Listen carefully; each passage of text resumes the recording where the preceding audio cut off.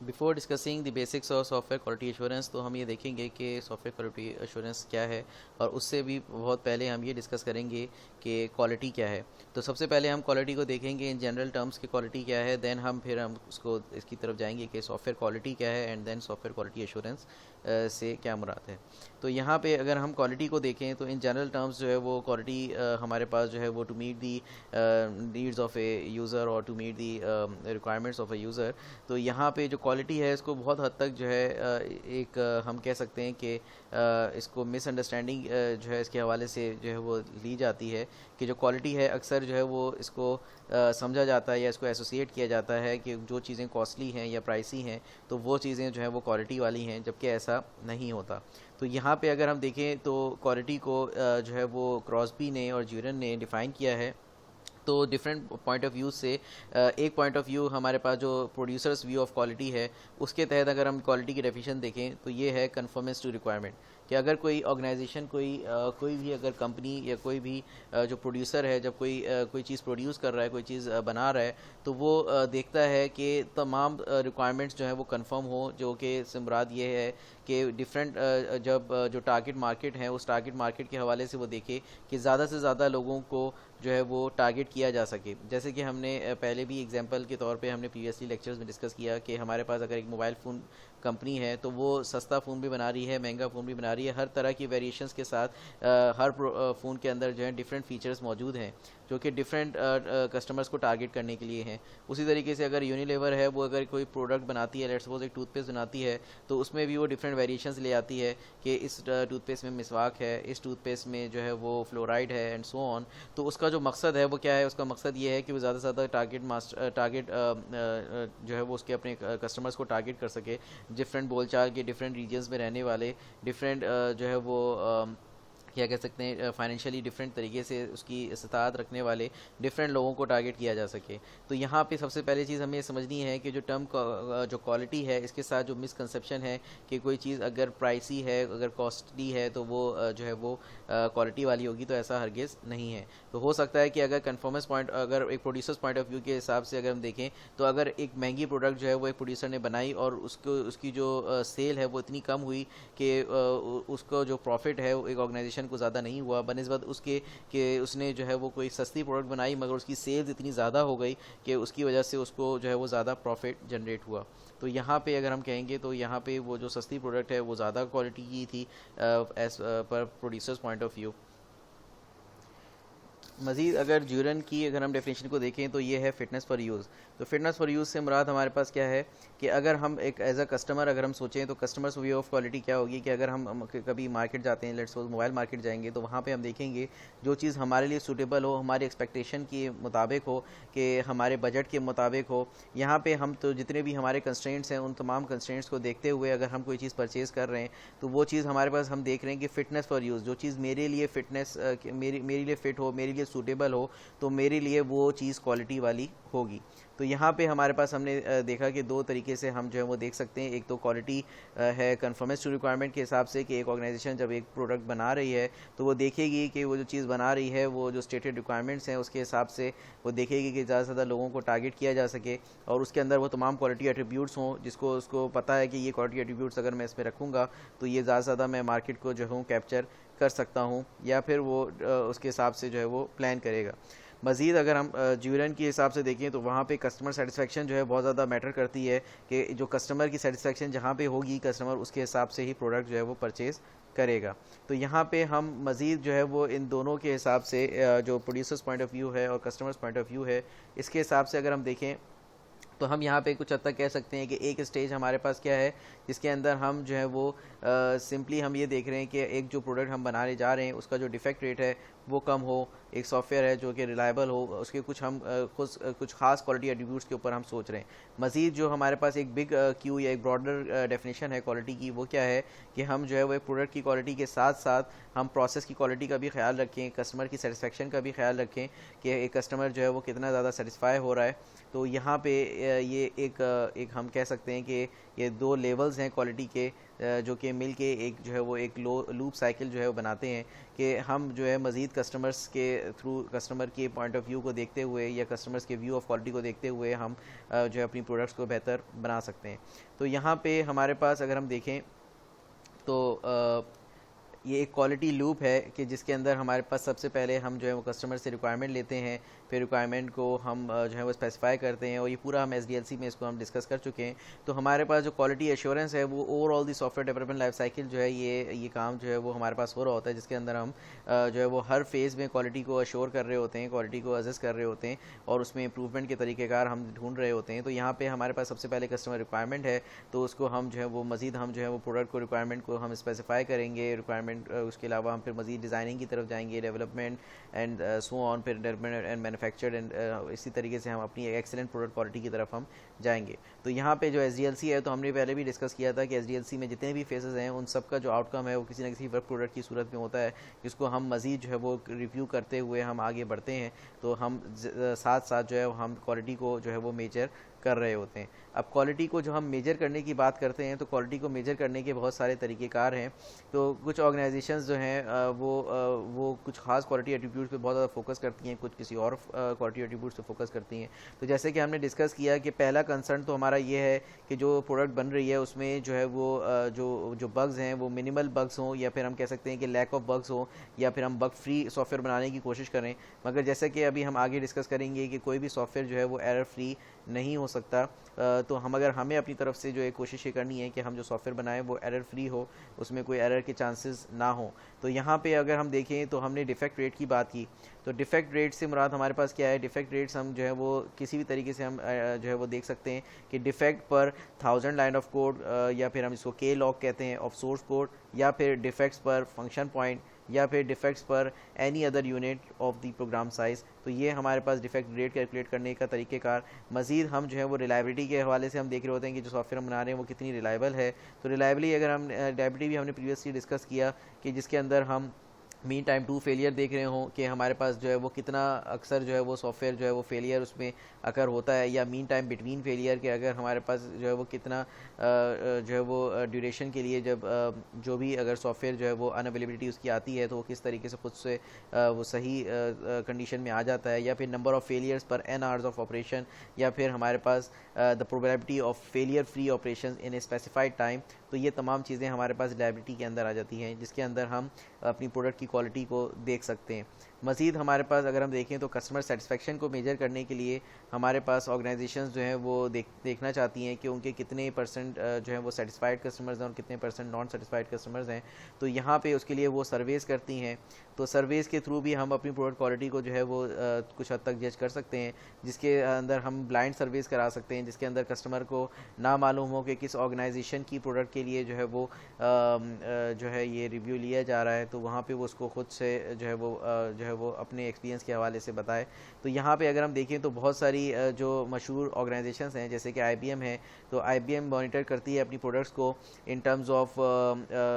Capability, usability, performance, reliability, installability, maintainability, documentation, serviceability and overall. तो ये एक पूरी टर्म है जैसे कि CUPRIMDSO। तो कप रिम DSO अगर आप शॉर्ट में इसको याद रखें, तो यहाँ पे इसके तहत जो है वो तमाम चीज़ों को देख रही होती है कि जो भी उसकी प्रोडक्ट है उसमें जो उसकी कैपेबिलिटी क्या है, उसकी usability, performance, reliability, installability, maintainability, documentation, serviceability and overall. तो मज़ीद ये तमाम चीज़ें जो है वो मॉनिटर कर रही होती है। उसी तरीके से ह्यूलेट पैकर्ड है HP, तो उसका जो फोकस होता है वो FUBS प्लस के ऊपर होता है। FUBS प्लस पे की जो अगर हम एब्रिविएशन को हम डिस्कस करें तो यहाँ पे ये F stands for functionality, U stands for usability, R for reliability, P for performance and S for serviceability. And plus की बात हम जब कर रहे हैं, जबकि या फिर जैसे हमने ओवरऑल कहा था, तो अगर कोई प्रोडक्ट स्पेसिफिक क्वालिटी एट्रीब्यूट है तो हम उसको मज़ीद जो है वो उसके हिसाब से अपनी प्रोडक्ट्स को मॉनिटर कर रहे होते हैं। तो इसी तरीके से कोई ना कोई मेथडोलॉजीज़ जो है वो हर ऑर्गेनाइजेशन जो है वो फॉलो कर रही होती हैं, जिसका जो मकसद होता है वो ये होता है कि उन क्वालिटी पैरामीटर्स के थ्रू या उन क्वालिटी मेजर्स के थ्रू जो है वो देख सकें कि जो है वो कितना फिटनेस फॉर यूज़ जो है, या फिर जो कस्टमर पॉइंट ऑफ व्यू से हम जो है वो एक प्रोडक्ट की क्वालिटी को हम देख सकें। तो यहाँ पे क्वालिटी मेजर के ऊपर हम प्रीवियसली भी कुछ लेक्चर्स में हमने डिफरेंट लेक्चर्स में डिस्कस किया है कि एक सॉफ्टवेयर है वो फंक्शनली कितना करेक्ट है, तो उसके हिसाब से भी हम क्वालिटी को देख सकते हैं कि उसका जो एक्सटर्नल बिहेवियर है वो एज़ पर रिक्वायरमेंट है कि नहीं है, सॉफ्टवेयर मेंटेनेबल कितना है, या फिर जैसे कि हमने डिस्कस किया कि हमारे पास कभी ना कभी इन्हांसमेंट जो है वो सॉफ्टवेयर में जो है वो उसकी जो है रिक्वायरमेंट आ सकती है। तो हमने डिफरेंट मेंटेनेंस की टाइप्स देखी, जिसके अंदर हमारे पास कुछ बग फिक्सिंग एक्टिविटी की वजह से हमें जो है मेंटेनेंस की तरफ जाना पड़ता है। हमने प्रिवेंटिव मेंटेनेंस की बात की, हमने करेक्टिव मेंटेनेंस की बात की, हमने अडॉप्टिव मेंटेनेंस की बात की। मज़ीद हमने जो है हमने देखा कि यूज़र फ्रेंडलेस जो है वो इसके तहत भी हम जो है क्वालिटी को जज कर सकते हैं कि कितना सॉफ्टवेयर ईजी टू यूज़ है, कितना स्केलेबिलिटी के हवाले से हम देख सकते हैं कि अगर नंबर ऑफ़ यूज़र्स की तादाद जो है वो एक सिस्टम में बढ़ जाती है तो किस तरीके से हम अपने सिस्टम को अपग्रेड कर सकते हैं ज़्यादा नंबर ऑफ़ यूज़र्स के लिए। उसी तरीके से हमारे पास अवेलेबिलिटी है कि हमारे पास जो सॉफ्टवेयर एप्लीकेशन है वो कितनी हद तक जो है वो ऑपरेशनल रहता है, और जो है वो कितना जो है वो अगर हम देखें तो उसका डाउन टाइम क्या है, या फिर जो है डिफरेंट रिपेयर्स और अनस्केड्यूल्ड प्रॉब्लम्स की वजह से उसका जो अवेलेबिलिटी टाइम है वो क्या होगा। तो यहाँ पे हमारे पास हम इंटरऑपरेबिलिटी की भी हमने बात की थी कि हमारे पास जो डिफरेंट जो एक या दो से ज़्यादा जो सिस्टम्स हैं, वो जो कंपोनेंट्स हैं, वो कितना हद तक आपस में अपनी इंफॉर्मेशन को एक्सचेंज कर सकेंगे, जिसको हमने डिस्कस किया था कि एक सिस्टम का या एक सॉफ्टवेयर का जो आउटपुट है वो दूसरे सॉफ्टवेयर का इनपुट बन सके। तो इस तरीके से वाइस वर्सा हमने डिस्कस किया कि इंटरऑपरेबिलिटी जो है वो उसके हिसाब से भी हम क्वालिटी को जज कर रहे होते हैं, या एक प्रोडक्ट की एफिशिएंसी कितनी है। मज़ीद हम जो है वो हम टाइमलीनेस को भी देख रहे होते हैं कि हमारे पास जो भी एक प्रोडक्ट है वो कितने टाइम में जो है वो हम जो है वो डिलीवर कर रहे हैं। तो ये भी तमाम चीज़ें क्वालिटी के अंदर जो है वो शामिल हैं। तो इस तरीके से हम देखें तो हमारे पास हम मज़ीद अभी आगे चल के डिस्कस करेंगे कि हमारे पास in process quality versus end process quality. तो जहाँ पे हम मज़ीद देखेंगे कि हमारे पास एक तो कस्टमर रिक्वायरमेंट हम जिसके अंदर पूरा डिस्कस करेंगे किस तरीके से जब हम कस्टमर रिक्वायरमेंट लेते हैं एक यूज़र से, एक कस्टमर से जब हम रिक्वायरमेंट लेते हैं, उसके बाद ओवरऑल जो हम डिफरेंट फेजेस से गुजरते हैं, तो जिसमें हमारे पास ओवरऑल जो है हम एक ओवरऑल रिक्वायरमेंट इंजीनियरिंग का फ़ेज़ है, उसके बाद हमारा जो है वो डिज़ाइनिंग का फ़ेज़ है, दैन डेवलपमेंट का फ़ेज़ है। तो इन तमाम जो कॉम्प्लेक्स जो हम फेजेस से गुजरते हैं, तो इनमें तमाम जो हमारे पास इनकी जो डिलीवरेबल्स होंगे, उन तमाम डिलीवरेबल्स के जो जिनके वर्क प्रोडक्ट्स हैं उनको भी मज़ीद हमें वेरीफाई करते जाना, उसको भी हम जो है वो क्वालिटी के अंदर हम रखते हैं कि हमारे पास हम हर फेज़ की क्वालिटी को अश्योर करें। तो ये हमारे पास एक क्वालिटी एश्योरेंस का अहम गोल है कि हम जो है वो तमाम फेजेस को जो है वो हम जो है वो गौर से जो है वो हम तमाम चीज़ों को हम वेरीफाई करें कि जो फेज़ है उसके अंदर तमाम चीज़ें जो हो रही हैं वो सही हो रही हैं। तो जो प्रोसेस मॉडल जो किया जा रहा है वो सही तरीके से प्रोसेस मॉडल को फॉलो किया जा रहा है, नहीं किया जा रहा है, या कौन सी स्पेसिफिक मेथडोलॉजीज़ जो हैं वो इस्तेमाल होनी है, कौन सी टूल्स एंड टेक्निक्स जो हैं वो इस्तेमाल हो रही हैं। तो वो डिफरेंट हम उसके अंदर जो है वो डिफरेंट मैट्रिक्स हम जो है अप्लाई कर रहे होते हैं, जिसके अंदर हम जो है वो डिफरेंट फेजेस में जो है वो क्वालिटी को जो है वो मज़ीद अश्योर कर रहे होते हैं, और अपने प्रोडक्ट क्वालिटी के जो ऑब्जेक्टिव को मीट करने के लिए हम डिफरेंट जो है वो प्रोसेसेस को, या फिर हम कह सकते हैं कि डिफरेंट मैट्रिक्स जो है वो हम अप्लाई कर रहे होते हैं। टोटल क्वालिटी मैनेजमेंट जैसे कि यहाँ पे हमारे पास अगर हम देखें तो टोटल क्वालिटी मैनेजमेंट एक इस तरह का तरीक़ेकार है जिसमें जो क्वालिटी है उसको कॉन्सेप्ट जो है क्वालिटी का उसको कस्टमर सेटिस्फेक्शन के साथ मिलाया गया। तो जैसे कि यहाँ पे डिस्कस किया गया है कि ये यहाँ पे अगर हम देखें तो ये फर्स्ट जो है ये ऑटोमोटिव इंडस्ट्री में जापान में इसका जो है कॉन्सेप्ट आया कि जिसके अंदर जो है वो जापानीज़ ऑटोमोटिव मैन्युफैक्चरर्स ने एक ज़बरदस्त मार्केट शेयर जो है वो गेन किया अगेंस्ट द अमेरिकन कार्स। तो यहाँ पे ये जो हमारे पास जो टोटल क्वालिटी मैनेजमेंट है इसको अगर हम मज़ीद सॉफ्टवेयर की पर्सपेक्टिव में देखें तो ये काफ़ी जो है वो इस तरह से कि हेल्पफुल है कि जो कि हमें ये इसमें हम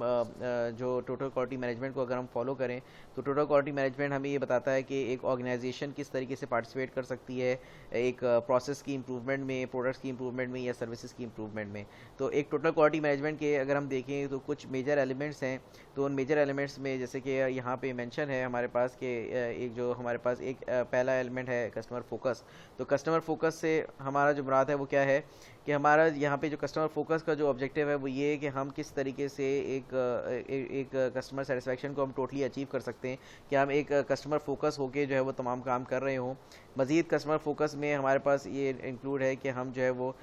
तमाम जो भी एक कस्टमर की जो वांट्स हैं और नीड्स हैं उनको हम सही तरीके से आइडेंटिफाई करें उसको हम देखें कि हम किस हद तक कस्टमर की वांट्स और नीड्स को हम फुलफ़िल कर रहे हैं। कस्टमर की जो रिक्वायरमेंट्स हैं उनको सही तरीके से गैदर करना, वो प्रॉपर रिक्वायरमेंट इंजीनियरिंग को हम यहाँ पे देखेंगे, हम प्रॉपर रिक्वायरमेंट इंजीनियरिंग फॉलो कर रहे हैं और जिसके ऊपर हमने देखा कि किस तरीके से हम नीड्स और वांट्स में डिफ्रेंशिएट करें और मज़ीद नीड्स के ऊपर फोकस करें और किस तरीके से हम एक कस्टमर सेटिस्फेक्शन को मेजर कर सकते हैं, कस्टमर की सेटिस्फेक्शन को मैनेज करें। और हमने इसके ऊपर मज़ीद हमने स्टेक होल्डर एंगेजमेंट के ऊपर काफ़ी बात की थी, तो वो हम यहाँ पे जो है वो हमारा मकसद है कि हम किस तरीके से स्टेक होल्डर एंगेजमेंट हम रखते हैं। मज़ीद कस्टमर फोकस के बाद हमारे पास अगर हम देखें तो इसका दूसरा जो मेजर एलिमेंट है वो है प्रोसेस इंप्रूवमेंट, कि यहाँ पे हमारा फोकस जो है वो इस प्रोसेस की जो जितनी भी वेरिएशंस हैं या उनको जो है, या फिर हम कह सकते हैं कि जितनी प्रोसेस की जो कॉम्प्लेक्सिटीज़ हैं या फिर वो तमाम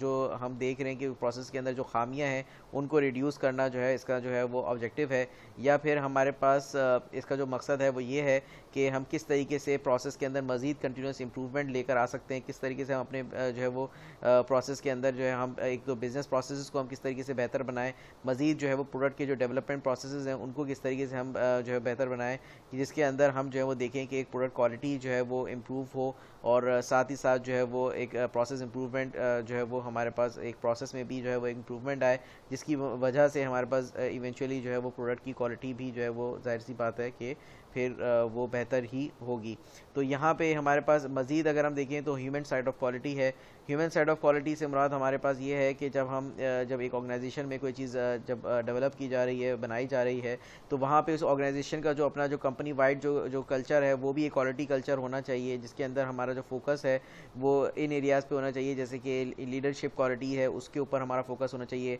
डिफरेंट ट्रेनिंग्स जो हैं वो यहाँ पे जो है एम्प्लॉयज़ को डिफरेंट रिसोर्सेज हैं उनको जो है डिफरेंट किस्म की ट्रेनिंग्स जो है प्रोवाइड की जाएँ। मैनेजमेंट, कमिटमेंट, टोटल पार्टिसिपेशन, यहाँ पे एम्प्लॉय इम्प्रूवमेंट या फिर other social, psychological and human factors, ये तमाम चीज़ें हम यहाँ पे ह्यूमन साइड ऑफ क्वालिटी में देख रहे होते हैं। मज़ीद हमारे पास जो फोर्थ एलिमेंट है, ये फोर्थ एलिमेंट में हमारे पास जो बात हो रही है वो है मेजरमेंट एंड एनालिसिस, कि हम किस तरीके से मेजरमेंट और एनालिसिस की जो है वो करते हुए मज़ीद जो है वो कंटिन्यूसली इम्प्रूवमेंट की तरफ आगे बढ़ सकते हैं। डिफरेंट क्वालिटी पैरामीटर्स पे हम अपने जो है वो गोल ओरिएंटेड मेजरमेंट सिस्टम के तहत हम जो है वो डिफरेंट क्वालिटी पैरामीटर्स के तहत हम जो है वो देख रहे हो कि हमारा जो हम किस तरीके से इवेंचुअली हम जो है वो एक इम्प्रूवमेंट जो है वो हम मज़ीद से बेहतरी की तरफ जो है हम जाते रहें। तो ये बिल्कुल इन नटशेल हमने डिस्कस किया कि टोटल क्वालिटी मैनेजमेंट में हमारे पास जो की एलिमेंट्स हैं वो हमने जो है वो डिस्कस किया कि इन की एलिमेंट्स पे टोटल क्वालिटी मैनेजमेंट जो है वो काम कर रहा होता है। मज़ीद अगर हम देखें तो टोटल क्वालिटी मैनेजमेंट जो है वो मज़ीद बहुत सारी चीज़ों पे फोकस कर रहा होता है, जैसे कि infrastructure, education of employees, training और डिफरेंट स्ट्रेटजिक क्वालिटी प्लानिंग, उन तमाम चीज़ों पे जो है वो टोटल क्वालिटी मैनेजमेंट जो है वो हम कह सकते हैं कि इसका जो है फोकस होता है। मज़ीद हमारे पास जो डिफरेंट ऑर्गेनाइजेशंस हैं वो इस क्वालिटी मैनेजमेंट को अपने तरीके से जो है वो इस्तेमाल करती हैं। तो यहाँ पे हम कह सकते हैं कि जो टोटल क्वालिटी मैनेजमेंट है इसके डिफरेंट फ्रेमवर्क्स जो हैं वो हमें जो है वो मिलते हैं। तो यहाँ पे अगर हम डिस्कस करें तो यहाँ पे हम देख सकते हैं कि total quality management, successful implementation of total quality management in Hewlett Packard, HP, Motorola and IBM। तो यहाँ पे हम देख सकते हैं कि हमारे पास जैसे कि HP है, तो यहाँ पे टोटल क्वालिटी कंट्रोल है जो है ये HP फॉलो करता है, that is based on the foundation of total quality management. उसी तरीके से मोटोरोला है तो उसके अंदर हमारे पास सिक्स सिग्मा स्ट्रेटजी है, और IBM है जो कि मार्केट ड्रिवन क्वालिटी पे फोकस करता है। तो ह्यूलेट पैकर्ड जैसे कि हम डिस्कस करें तो इसका जो फोकस है वो management, commitment, leadership, customer focus, total participation और सिस्टमैटिक एनालिसिस के ऊपर होता है। उसी तरीके से सिक्स सिग्मा स्ट्रेटजी है, तो जो ये मोटोरोलाज सिक्स सिग्मा स्ट्रेटजी है, तो यहाँ पे ये कोशिश कर रहे होते हैं कि यहाँ पे कि जो साइकिल टाइम रिडक्शन के ऊपर या फिर पार्टिसिपेटिव मैनेजमेंट की तरफ, तो ये इनके जो की इनिशिएटिव्स हैं इनकी जो कि ये ले रहे होते हैं और उनकी जो प्लानिंग स्ट्रेटजी है। तो इसी तरीके से डिफरेंट ऑर्गेनाइजेशंस जो है वो डिफरेंट तरीके से जो है वो इसको जो है वो टोटल क्वालिटी मैनेजमेंट को फॉलो कर रही होती हैं। मज़ीद हम अगर हम इसको देखें तो जैसे कि अगर हम एजाइल वाइज अगर हम देखें तो एजाइल का जो एक गोल है तो वो भी यही है कि किस तरीके से वक्तन फ़वक्तन जो है वो मज़ीद जो है वो क्वालिटी को बेहतर से बेहतर बनाया जाए, अपने अपने प्रोसेस को बेहतर करते हुए हम किस तरीके से एक प्रोडक्ट की क्वालिटी को बेहतर बनाएं और किस तरीके से हम जो है वो डिफेक्ट्स को एलिमिनेट करने की कोशिश करें एज़ मच एज़ पॉसिबल। तो यहाँ पे हम कुछ एक हम जो है वो देखेंगे, थोड़ा सा मैप करेंगे कि किस तरीके से जो एजाइल अप्रोच है वो टोटल क्वालिटी मैनेजमेंट के जो की एरियाज़ हैं, की एलिमेंट्स हैं, उनको जो है वो उनके ऊपर जो है वो काम हो रहा है, या फिर हम कह सकते हैं कि टोटल क्वालिटी मैनेजमेंट की जो की प्रिंसिपल्स हैं वो एजाइल अप्रोच के तहत जो है वो हम देखेंगे कि वो चीज़ें सारी फॉलो हो रही हैं एजाइल अप्रोच में। तो जैसे कि हमारे पास ट्रेडिशनल अप्रोचेज़ हैं तो वहाँ पे testing is the responsibility of QA और क्यूसी ऑर्गेनाइजेशन। तो यहाँ पे हमारे पास जो टेस्टिंग है वहाँ पे एक ख़ास जो है वो लोग हैं वो जो है वो टेस्टिंग परफॉर्म कर रहे होते हैं, जबकि एजाइल अप्रोच में हमने देखा कि वहाँ पे एक टीम का कॉन्सेप्ट है कि तमाम काम एक टीम में हो रहा होता है। तो it's not someone else's responsibility, तो किसी एक ख़ास शख्स की जो है वो रिस्पॉन्सिबिलिटी नहीं होती। उसी तरीके से it is up to the organization to find defects. तो यहाँ पे ये ट्रेडिशनल अप्रोच में हमारे पास जो है वो इस तरीके से कहा जा रहा होता है, जबकि एजाइल अप्रोच के तहत अगर हम देखें तो QA testers should be an integral part of the development team, कि हमारे पास जो क्वालिटी एश्योरेंस के जो लोग हैं, जो टेस्टर्स हैं, वो डेवलपमेंट टीम का ही पार्ट होते हैं। और यहाँ पे जो है वो यहाँ पे अगर हम देखें तो ट्रेडिशनल अप्रोच में उनको अलग किया जा रहा होता है। तो यहाँ पे हम देखें तो टोटल क्वालिटी मैनेजमेंट जितनी भी हम जो की प्रिंसिपल्स हम इसके देखेंगे तो इसमें हम देखेंगे कि किस तरीके से यहाँ पे भी जो है वो क्वालिटी को फोकस किया जा रहा है एजाइल अप्रोचेज़ में। तो ट्रेडिशनल में अगर हम देखें तो यहाँ पे टेस्टिंग जो है एक सीक्वेंशियल एक्टिविटी है, जो कि हमारे पास आफ्टर डेवलपमेंट हम जो है वो टेस्टिंग परफॉर्म कर रहे होते हैं। जबकि जब एजाइल अप्रोच को हम फॉलो कर रहे होते हैं तो हमारे पास जो है वो टेस्टिंग जो है वो एक इंटीग्रल पार्ट है ओवरऑल प्रोसेस का। तो हमारे पास हम हर दफ़ा जो है हम जो है वो टेस्टिंग जो है वो परफॉर्म यहाँ पे हो रही होती है। तो यहाँ पे हम एक सीक्वेंशियल एक्टिविटी के तौर पे जो है वो यहाँ पे टेस्टिंग परफॉर्म नहीं हो रही होती। उसी तरीके से ट्रेडिशनल अप्रोच में अगर हम देखें तो acceptance testing is typically done as sequential effort once all development. तो यहाँ पे अगर हम देखें तो एक ही दफ़ा जो है वो तमाम एक्सेप्टेंस टेस्टिंग जो है वो की जा रही होती है ट्रेडिशनल में। जबकि यहाँ पे अगर हम एजाइल अप्रोच की तरफ हम जाएँ तो एजाइल अप्रोच में हमारे पास quality is not just detection of defects, कि हमारे पास यहाँ पे सिर्फ हम जो है वो हम डिटेक्शन ऑफ डिफेक्ट्स की बात नहीं कर रहे होते, बल्कि हम जो है वो यहाँ पे एक high level of user satisfaction की तरफ हमारा जो गोल होता है वो ये होता है कि जो यूज़र सेटिस्फेक्शन है वो ज़्यादा हो, बेहतरीन हो। तो इसी तरीके से हम यूज़र का फीडबैक लेते हुए ही एक प्रोडक्ट पे काम कर रहे होते हैं। और यहाँ पे जो यूज़र का एक्सेप्टेंस है वो हमें हर आइट्रेशन में, हर इंक्रीमेंट में जब हम जो है वो जब हम हर इंक्रीमेंट के ऊपर जो है हमें जो है वो एक कस्टमर की एक्सेप्टेंस जो है वो हमें मिल रही होती है। मज़ीद अगर हम देखें तो ट्रेडिशनल अप्रोच में जो लोग जो वर्क कर रहे होते हैं वो काफ़ी ज़्यादा उनको जो है वो ऑप्रेस किया जा रहा होता है। वो काफ़ी ज़्यादा अगर हम देखें तो वहाँ पे जो टर्नओवर रेट है वो बहुत ज़्यादा होता है। तो डिफरेंट वहाँ पे जो मैनेजमेंट के जो तरीक़ेकार हैं वो इतने अच्छे नहीं होते। जबकि एजाइल अप्रोच में अगर हम देखें तो वहाँ पे एक ज़बरदस्त जो है वो एक तरीक़ेकार है कि किस तरीके से एक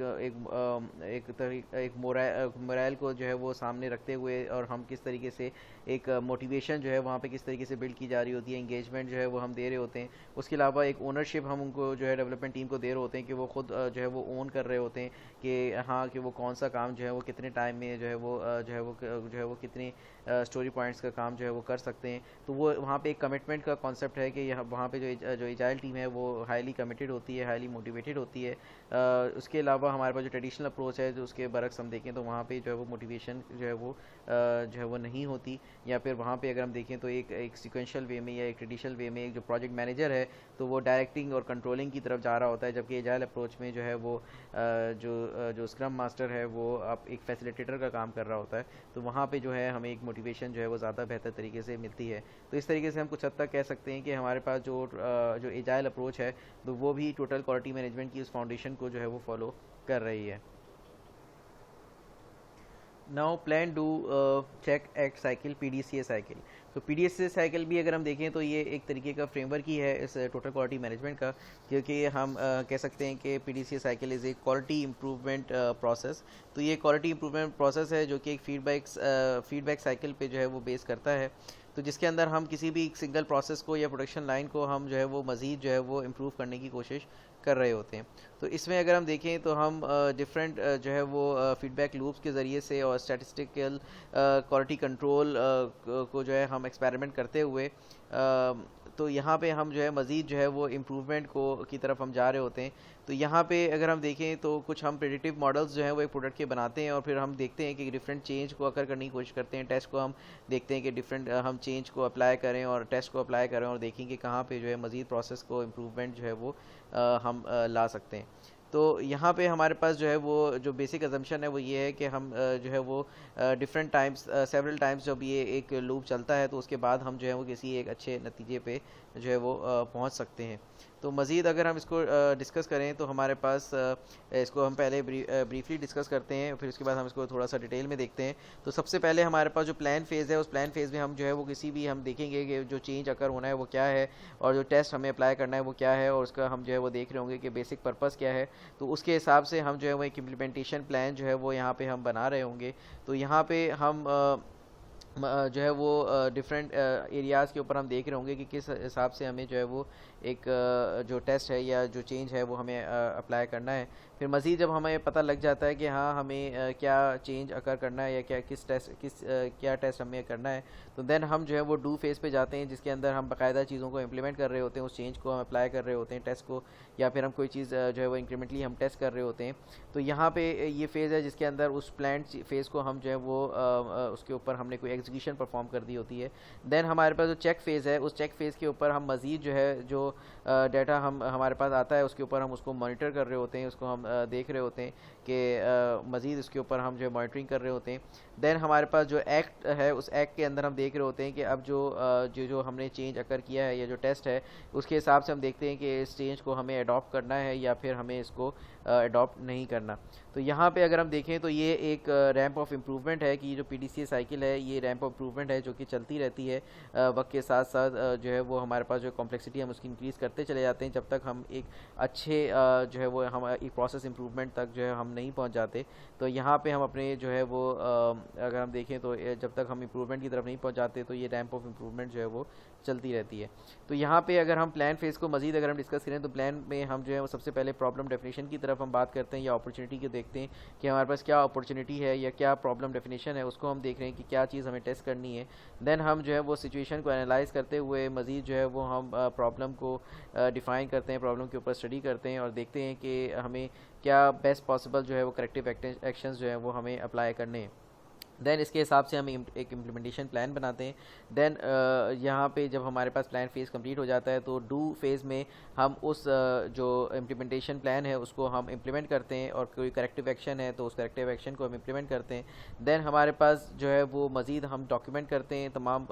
जो भी हमारी ऑब्जर्वेशन है, जो प्रोसीजर है उसको हम डॉक्यूमेंट करने के बाद या फिर हम मज़ीद जो है वो हम जो है वो डाटा गैदरिंग टूल्स के साथ जो है हम जो है तमाम इन्फॉर्मेशन को कलेक्ट करते हैं और कलेक्ट करने के बाद यहाँ पे जब हमारा डू फेज़ कंप्लीट हो जाता है तो उसके बाद हम जो है वो चेक फेज़ पे जाते हैं जिसके अंदर हम उस इंफॉर्मेशन को एनालाइज़ कर रहे होते हैं, ट्रेंड्स को मॉनिटर कर रहे होते हैं और मज़ीद जो है जो रिज़ल्ट हमने ऑब्टेन किया है उसको हम कंपेयर कर रहे होते हैं, जो एक्सपेक्टेड रिज़ल्ट है जो फ्रॉम द प्लान उससे हम जो है उसको कंपेयर करते हैं। देन हमारे पास जो एक्ट फेज़ है उस एक्ट फेज़ के अंदर हम देखते हैं कि जो रिज़ल्ट्स हैं वो एक्सपेक्टेड हैं या नहीं है। तो अगर रिज़ल्ट्स एक्सपेक्टेड हैं तो हम कुछ नहीं करते, अदरवाइज़ अगर रिज़ल्ट एक्सपेक्टेड नहीं है तो फिर हम जो है वो इस PDCA साइकिल को रिपीट करते रहते हैं जब तक हम एक एक्सपेक्टेड जो है वो जब तक हमें एक एक्सपेक्टेड वे तक हम ना पहुंच जाए, जब तक हम एक इम्प्रूवमेंट की तरफ हम ना पहुंच जाए। फिर मज़ीद जो है हम यहाँ पे इस प्रोसेस को साथ में डॉक्यूमेंट करते रहते हैं और एक रिवाइज प्लान की तरफ जो है वो मज़ीद जाते हैं जिसके अंदर फिर मज़ीद प्लान फेज़ हमारे पास आता है, then do, then check, then act. तो जब तक हमारे पास ये रिवाइज प्लान बनता रहेगा जब तक हम एक प्रॉब्लम के ऊपर सही तरीके से वर्क करके हम जो है वो इम्प्रूवमेंट की तरफ नहीं चले जाते। क्वालिटी इम्प्रूवमेंट पैराडाइम या फिर इसको एक्सपीरियंस फैक्ट्री ऑर्गेनाइजेशन भी कहा जाता है। तो इसका जो मकसद है वो भी यही है कि हमारे पास के किस तरीके से हम इम्प्रूवमेंट ला सकते हैं। मगर यहाँ पे जो इम्प्रूवमेंट है वो इम्प्रूवमेंट जो है वो इस तरीके से है कि एक ऑर्गेनाइजेशन के जो गोल्स हैं तो डिफरेंट गोल्स में किस तरीके से बेहतरी लाई जा सकती है और उनके गोल्स को किस तरीके से हम एसेस कर सकते हैं और मज़ीद बेहतरी की तरफ ले जा सकते हैं। तो यहाँ पे सबसे पहले जो चीज़ देखने वाली है वो ये है कि एक ऑर्गेनाइजेशन का गोल क्या है। तो लेट्स सपोज अगर हम गोल की बात कर रहे हैं तो यहाँ पे एक सिंपल सा गोल जो है वो ये हो सकता है कि जो द नंबर ऑफ डिफेक्ट्स हैं जो उनके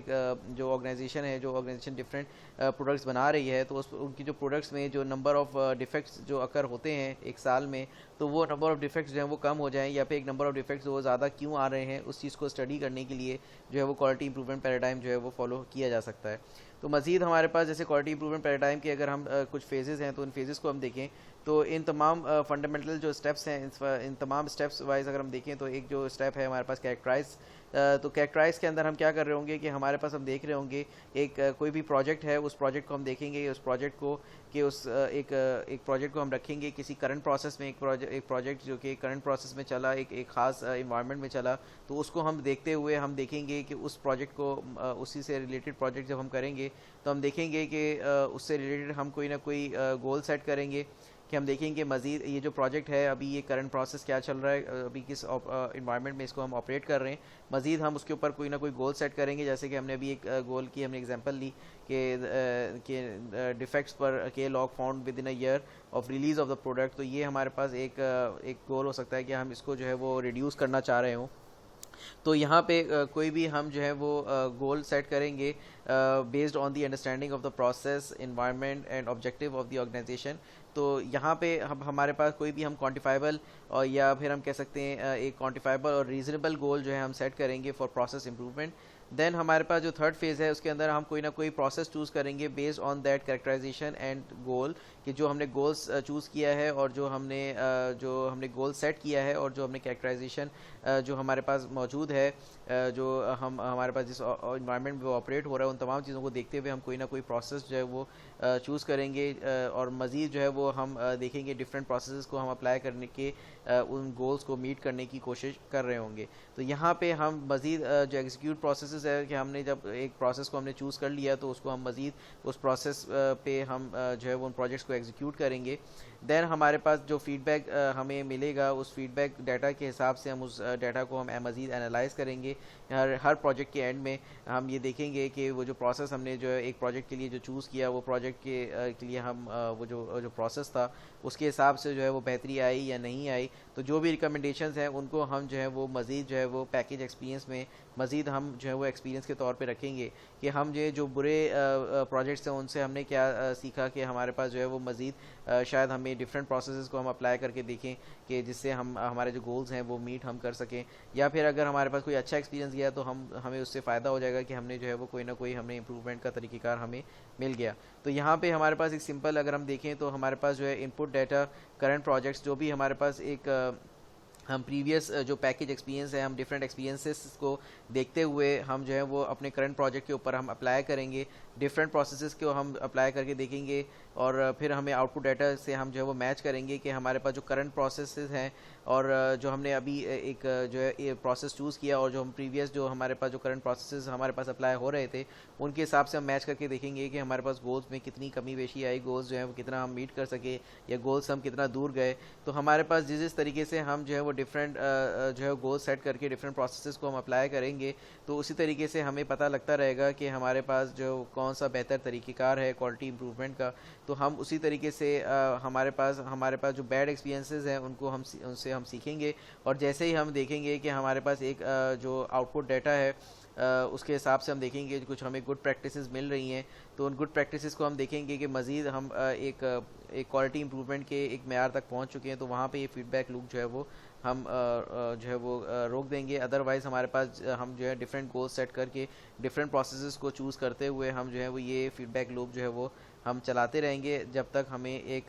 बेहतर क्वालिटी इंप्रूवमेंट तक हम जो है वो नहीं पहुंच जाते। तो यहाँ पे हमारे पास सिंपली एक कॉन्सेप्ट है कि हम एक जो लेसन लर्न करते हैं एक पूरे ओवरऑल इस पूरे पैराडाइम में, तो उस लेसन लर्न से हम जो है वो मज़ीद एक इनपुट हमारे लिए पैदा होता है डिफरेंट करंट प्रोजेक्ट्स के लिए, और फिर जो डिफरेंट करंट प्रोजेक्ट्स का जो आउटपुट होता है वो मज़ीद आगे आने वाले प्रोजेक्ट्स के लिए जो है वो इनपुट बनता रहता है। तो ये फीडबैक लूप है जो कि हम जो है वो अगर हम देखें तो ये फीडबैक लूप प्रोजेक्ट मैनेजमेंट के अंदर भी हम एक फीडबैक लूप देखते हैं कि जिसके अंदर जो एक लेसन लर्न डॉक्यूमेंट बनता है जो कि आपके पास आगे के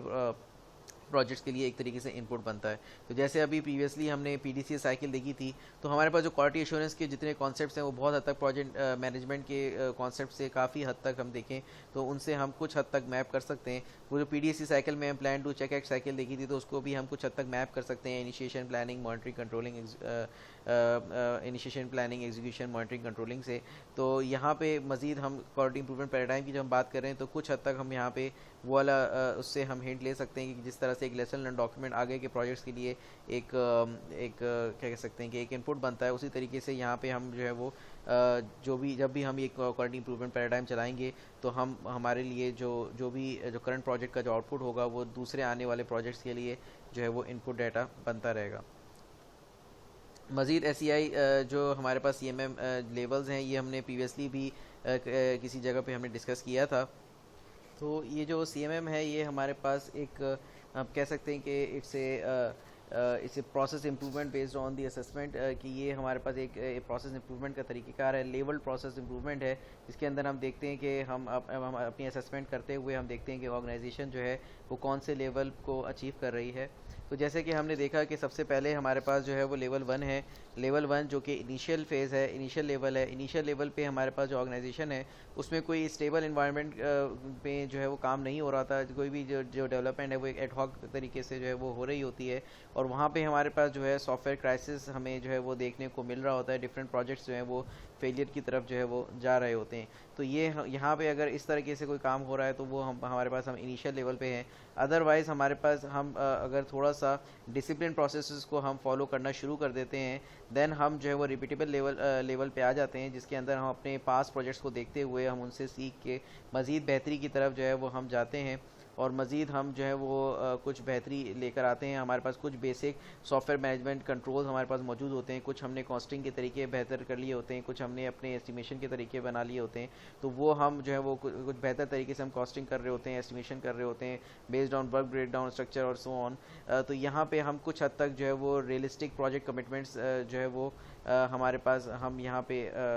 हमारे पास हम देखें तो जो प्रीवियस प्रोजेक्ट्स की मदद से हम जो है वो कुछ हद तक रियलिस्टिक प्रोजेक्ट कमिटमेंट्स हम कर पा रहे होते हैं। फिर हमारे पास मज़ीद हमारे पास अगर हम देखें तो इस लेवल 2 से मज़ीद अगर हम कुछ स्टैंडर्ड और कंसिस्टेंट प्रोसेसेस को हम फॉलो करते हैं, जिसके अंदर हम कुछ प्रोजेक्ट मैनेजमेंट की स्टैंडर्डाइज एक्टिविटीज़ को हम फॉलो करते हैं, जिसके अंदर सॉफ्टवेयर इंजीनियरिंग मैनेजमेंट प्रोसेसेस और तमाम इनको हम फॉलो करते हुए एज अ होल हम एक अच्छे तरीके से हम जो है वो एक ऑर्गेनाइजेशन के अंदर तमाम प्रोजेक्ट मैनेजमेंट एक्टिविटीज़ को हम फॉलो करते हैं, और जो है वो हम कह सकते हैं कि एक स्टैंडर्ड और कंसिस्टेंट वे में हम जो है वो तमाम एक्टिविटीज़ को हम फॉलो कर रहे होते हैं। तो यहाँ पे हम देखें तो स्टेबल और रिपीटेबल के बाद हम मज़ीद जो है वो हमारे जो कॉस्ट है, स्केजुअल है, कॉस्टिंग स्केजुअल जो है वो काफ़ी हद तक जो है वो हम उसके अंदर बेहतरी आ चुकी होती है। तो यहाँ पे जो सॉफ्टवेयर क्वालिटी है हम इसके अंदर हम ऑर्गेनाइजेशन वाइड हम जो है वो जो है उसको हम देख रहे होते हैं कि हमारे पास जो कस्टमर सेटिस्फेक्शन है वो मज़ीद बेहतरी की तरफ जा रही होती है। तो ये हमारे पास वो फेज़ है जिसके अंदर हमने देखा कि हमारे पास डिफाइंड फेज़ जिसके अंदर हमारे पास जो है कंसिस्टेंट प्रोसेसेस हमें मिल चुके होते हैं, स्टैंडर्ड प्रोसेसेस जिसके अंदर हमारे पास एक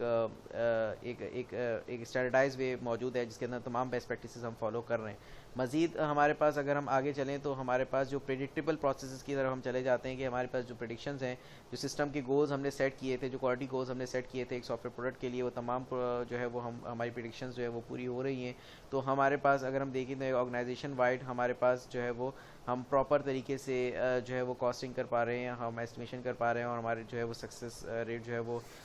एक अच्छा सक्सेस रेट हमें मिल रहा है। तो यहाँ पे हम कह सकते हैं कि हमें हमारी जो ओवरऑल परफॉर्मेंस है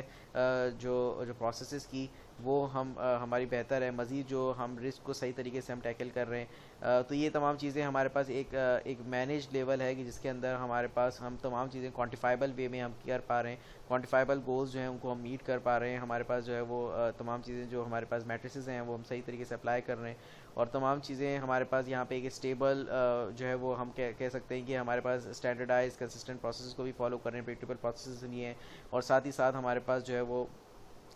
मज़ीद हम जो है वो एक तमाम पास प्रोजेक्ट्स के ट्रेंड्स को देखते हुए एक प्रोडक्ट की क्वालिटी को मज़ीद हम इम्प्रूवमेंट की तरफ जो है वो हम जो है वो हम एक मेजर्ड वे में हम जो है वो तमाम चीज़ें काम कर रहे हैं, स्टेबल और मेजर्ड वे में हम तमाम काम कर रहे हैं। तो यहाँ पे हमारे पास हम देखें तो हम कुछ हद तक हम कह सकते हैं कि हम यहाँ पे लेवल 4 को हम अचीव किए हुए हैं। तो यहाँ पे हम मज़ीद जो है वो एक प्रेडिक्टिबिलिटी का एक कॉन्सेप्ट है कि हम जो है वो हाई क्वालिटी को प्रेडिक्ट कर रहे हैं, और हम एक तमाम क्वान्टिफाइबल मेजर्स को हम अप्लाई करते हुए सिस्टम के गोल्स को, हमारे जो सॉफ्टवेयर के जो गोल्स हैं उसको हम अचीव कर रहे हैं। मज़ीद हमारे पास जो एक लेवल 5 है कि हम जो लेवल 4 के बाद हमारे पास आता है कि इन तमाम हमारे पास जब हम एक क्या कह सकते हैं प्रेडिक्टेबल प्रोसेसेस के बाद हमारे पास मज़ीद हम जो अगर एक ऑर्गेनाइजेशन है जो कि मज़ीद फोकस्ड है टुवर्ड्स कंटिन्यूस प्रोसेस इंप्रूवमेंट, और मज़ीद उसके अंदर जो है बेहतरी आती ही चली जा रही है, और जो करंट जो आगे के जो प्रोजेक्ट्स हैं वो प्रीवियस प्रोजेक्ट से बेहतर हैं, और यहाँ पे जितनी भी वीकनेसेस हैं वो आइडेंटिफाई एक ऑर्गेनाइजेशन कर चुकी है, और मज़ीद वो अपने प्रोसेस को स्ट्रेंथन करती जा रही है, और अगर हम देखें तो प्रोएक्टिवली जो है वो तमाम गोल्स के ऊपर जो है वो काम कर रही है, और किस तरीके से वो तमाम डिफेक्ट्स को जो है वो उनको आने से रोक रही है, प्रिवेंट कर रही है। तो ये एक ऑर्गेनाइजेशन हम कह सकते हैं कि ये ऑप्टिमाइजिंग लेवल पे है, जो कि एक हाईएस्ट लेवल है, जिसके अंदर हम देखेंगे कि कॉस्ट बेनिफिट एनालिसिस में हम देखेंगे कि एक ऑर्गेनाइजेशन को जो है वो कितना हद तक बेनिफिट हो रहा है, किस तरीके से ऑर्गेनाइजेशन इनोवेशन की तरफ जा रही है, किस तरीके से एक ऑर्गेनाइजेशन की जो टीम है वो एक हाईली कमिटेड वे में और एक मोटिवेटेड वे में जो है वो काम कर रही है। तो किस तरीके से प्रोसेसेस जो हैं वो जब हम एवेल्यूएट कर रहे हैं तो उसके अंदर जो है वो लैक ऑफ डिफेक्ट्स हमें दिख रहा है, और किस तरीके से हम तमाम लेसन लर्न जो हम करते चले जा रहे हैं उसके साथ जो हम अपना एक एक्सपीरियंस को हम पैकेज कर रहे हैं, तो उससे हम फ़ायदा लेते हुए जो आगे के जितने प्रोजेक्ट्स हैं उनमें हमारे पास बेहतरी आ रही है। तो ये हमारे पास हम कह सकते हैं कि ऑर्गेनाइजेशन जो है वो ऑप्टिमाइजिंग लेवल पे मौजूद है। तो हमारे पास एरर फ्री सॉफ्टवेयर डिलीवर करने के दो तरीक़ेकार हैं। तो यहाँ पे हम एरर फ्री तो नहीं कह सकते, मतलब ये कि हम अपने तौर पे एरर फ्री जो है वो किस तरीके से हम सॉफ्टवेयर बनाने की कोशिश कर सकते हैं। अदरवाइज़ कोई भी सॉफ्टवेयर हम जो है वो क्लेम नहीं कर सकते कि वो एरर फ्री है, क्योंकि कहीं ना कहीं हमारे पास जो टेस्ट केस वगैरह हम बना रहे होते हैं तमाम चीज़ों में कहीं ना कहीं हो सकता है कि कोई इस तरह की चीज़ हमसे मिस हो जाए कि जिसमें कोई ना कोई फेलियर जो है वो अकर हो सकता हो, कोई ह्यूमन एरर हमसे छूट जाए। तो यहाँ पे अगर हम देखें तो हम अपने तरफ से मिनिमल डिफेक्ट्स की जो है वो या एरर फ्री सॉफ्टवेयर बनाने की कोशिश कर रहे होते हैं, मगर अगर हमने फॉर्मल मेथड्स इस्तेमाल नहीं किए तो कहीं ना कहीं हो सकता है कि सिस्टम में एरर मौजूद हो। तो खैर हमारे पास दो तरीके हैं जिसमें हम एरर फ्री सॉफ्टवेयर बनाने की कोशिश कर सकते हैं। तो पहला तरीक़ेकार तो ये है कि हमारे पास हम तमाम प्रोसेसेस का ख्याल रखें, वेरिफिकेशन वैलिडेशन करें। उसके अलावा हमारे पास जो है वो जैसे कि रिक्वायरमेंट इंजीनियरिंग प्रोसेस प्रॉपर्ली हम करें। उसके अलावा फिर हमारे पास जो एक सॉफ्टवेयर सॉल्यूशन को प्रॉपर्ली डिज़ाइन करें as per requirement and so on. तो ये तमाम फेजेस का हम ख्याल रखें, और जो है वो हर उसमें जो है हम अपने हर फेज़ को रिव्यू करते हुए चलें, टेस्टिंग भी करें, तमाम चीज़ें वेरिफिकेशन भी करें, वैलिडेशन भी करें। दूसरा तरीक़ेकार क्या है कि हम एक जो है मेसी कोड करें, तो जो कि ज़्यादातर प्रोग्रामर्स जो है मोस्ट ऑफ द प्रोग्रामर्स जो कि एक मिड लेवल ऑर्गेनाइजेशन या लो लेवल ऑर्गेनाइजेशंस में अगर हम देखें तो वहाँ पे यही काम, जो स्मॉल ऑर्गेनाइजेशंस हैं वहाँ पे यही काम हो रहा होता है कि हमारे पास वो मेसी कोड करते हैं और उसके बाद जो है वो देखते हैं कि अगर कोई बग है तो उसको फिर ढूंढ के जो है डिस्ट्रॉय करके जो है वो डिलीवर कर देते हैं सॉफ्टवेयर। तो वहाँ पे अगर हम देखें तो ये तो दूसरी वाली स्ट्रेटजी है, वो वहाँ पे तो काम कर सकती है कि जहाँ पे हमें क्लाइंट के साथ एक लॉन्ग टर्म रिलेशनशिप नहीं रखनी है, और जहाँ पे हमारा मकसद ये है कि अगर एक सॉफ्टवेयर में बाद में अगर कस्टमर सेटिस्फेक्शन अच्छी नहीं भी हुई तो कोई मसला नहीं है, हम दूसरे कस्टमर्स की तरफ चले जाएंगे। तो वहाँ पे जहाँ पे जिस ऑर्गेनाइजेशन में रिसोर्सेज कम है और वो समझते हैं कि एक कस्टमर जाएगा तो कोई मसला नहीं है, दूसरा कस्टमर आ जाएगा, या फिर वो उन्होंने अपना जो है वो इस तरह का नाम बनाया हुआ है कि जिसके तहत उनको इस चीज़ की फ़िक्र नहीं है, कस्टमर सेटिस्फेक्शन की फ़िक्र नहीं है, तो वहाँ पे हम जो है वो दूसरी वाली अप्रोच पे जा सकते हैं। मगर अगर हमारे पास हमें कस्टमर सेटिस्फेक्शन को हमें मद्देनज़र रखना है, और अगर हम समझते हैं कि हमें एक क्लाइंट के साथ हमारी एक लॉन्ग टर्म रिलेशनशिप होनी चाहिए, तो वहाँ पे हम इस फर्स्ट अप्रोच पे जा सकते हैं, that is prevent the introduction of errors in the first place, कि हम जो है वो पहले जो है वो कोई एरर जो है वो आने ही ना दें। तो ये हमारे पास जो है वो टेक्निक होनी चाहिए ताकि हम जो है वो लॉन्ग टर्म के लिए जो है वो हमारे पास जो हम देखें कि एक रिलेशनशिप हम जो है वो रख सकें क्लाइंट के साथ, जिसके अंदर हम एक फ्लेक्सिबल, यूजेबल और मेंटेनेबल सॉफ्टवेयर बनाएं। तो इसके अंदर बेशक शुरू में मेहनत हमारी ज़्यादा लगेगी पहली अप्रोच में, मगर ये हमारे लिए लॉन्ग टर्म के लिए बेनिफिशियल होगा। और दूसरी वाली अप्रोच में हो सकता है कि इनिशियली हमारी जो है वो मेहनत कम लगे, मगर अगर हमें बाद में मेंटेनेंस का काम हमें करना पड़े तो वहाँ पे हमारी जो मेहनत है वो बहुत ज़्यादा लगेगी। मगर अगर हमें जाहिर सी बात है कि अगर वहाँ पे हमें अगर हम एक छोटी अप्रोच को लेके चल रहे हैं जहाँ पे हमारे पास कुछ ही कस्टमर्स हैं, तो वहाँ पे कुछ हद तक दूसरी अप्रोच जो है वो काम कर सकती है। मगर हमारे पास जहाँ पे हमने देखा कि जहाँ पे हमें एक प्रॉपर तरीके से काम करना है, तो वहाँ पे हमारे पास हमें जो है फर्स्ट अप्रोच जो है वो इस्तेमाल करनी होगी, that is prevent the introduction of errors in the first place.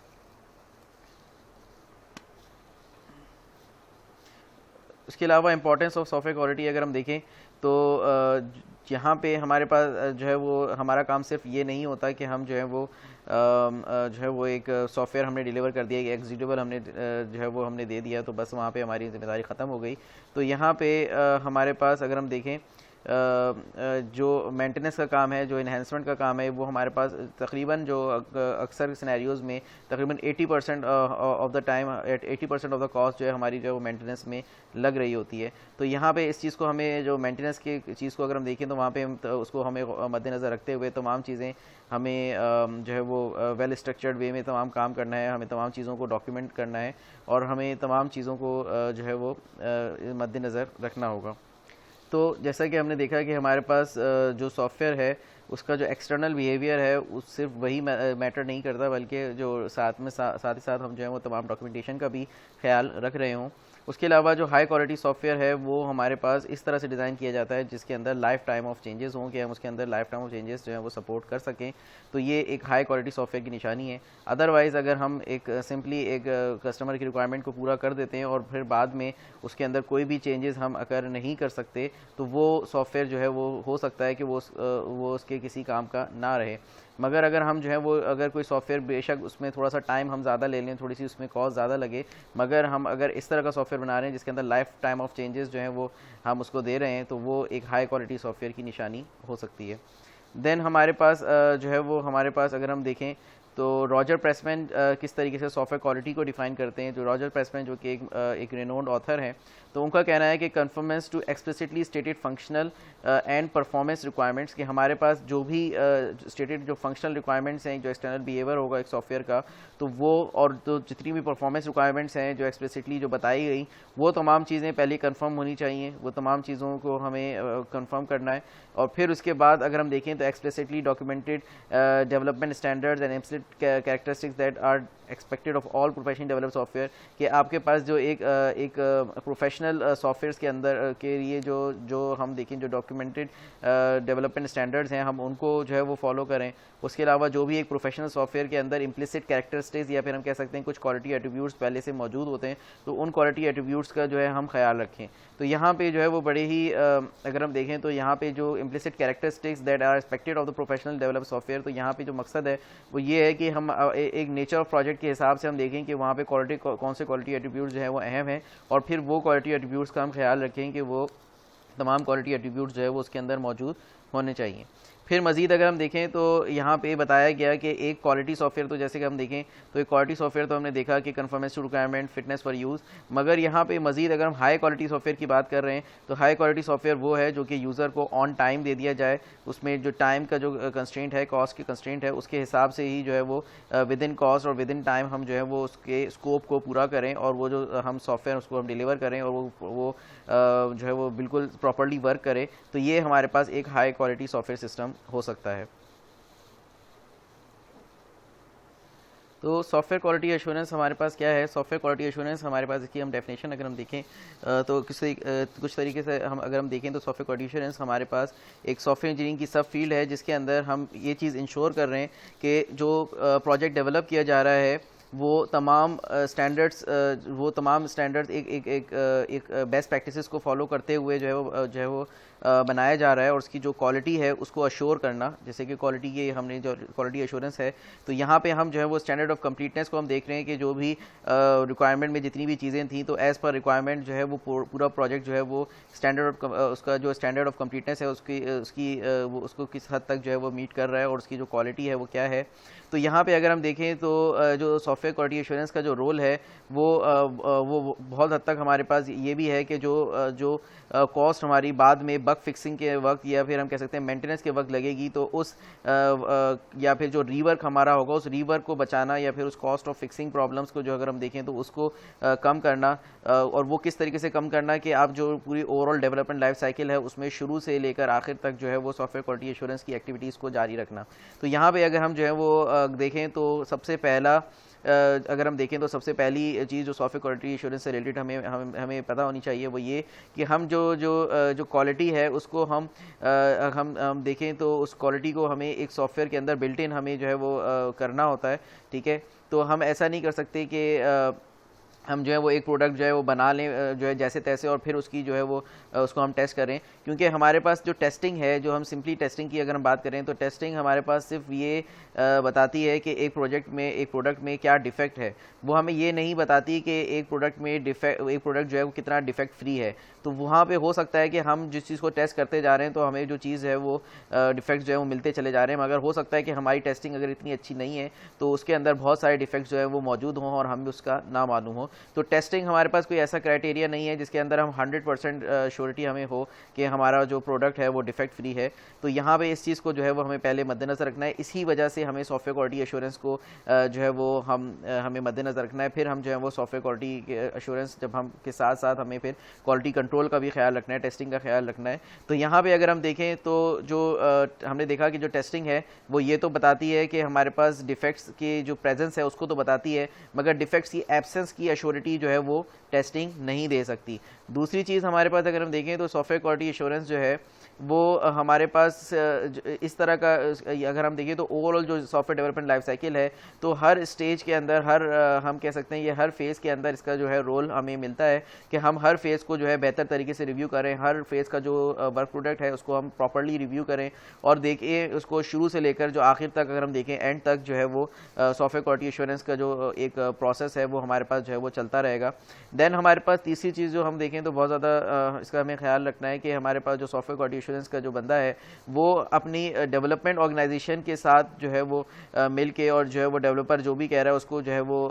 मतलब उसको एक्सेप्ट करने के बजाय सॉफ्टवेयर क्वालिटी एश्योरेंस का जो पर्सपेक्टिव है वो ये होना चाहिए कि उसको कस्टमर का ख्याल करना है कि कस्टमर जो है वो उसकी सेटिस्फेक्शन को किस तरीके से हासिल करना है और कस्टमर से मुताबिक ही चीज़ जो है वो बन रही है कि नहीं बन रही है। जो डेवलपमेंट है तो डेवलपमेंट में जो भी काम हो रहा है तो या फिर हमारे पास जितने भी फेजेस हैं, जो रिक्वायरमेंट है या डिज़ाइन है, तो वो तमाम चीज़ें एज़ पर कस्टमर सेटिस्फेक्शन जो है वो है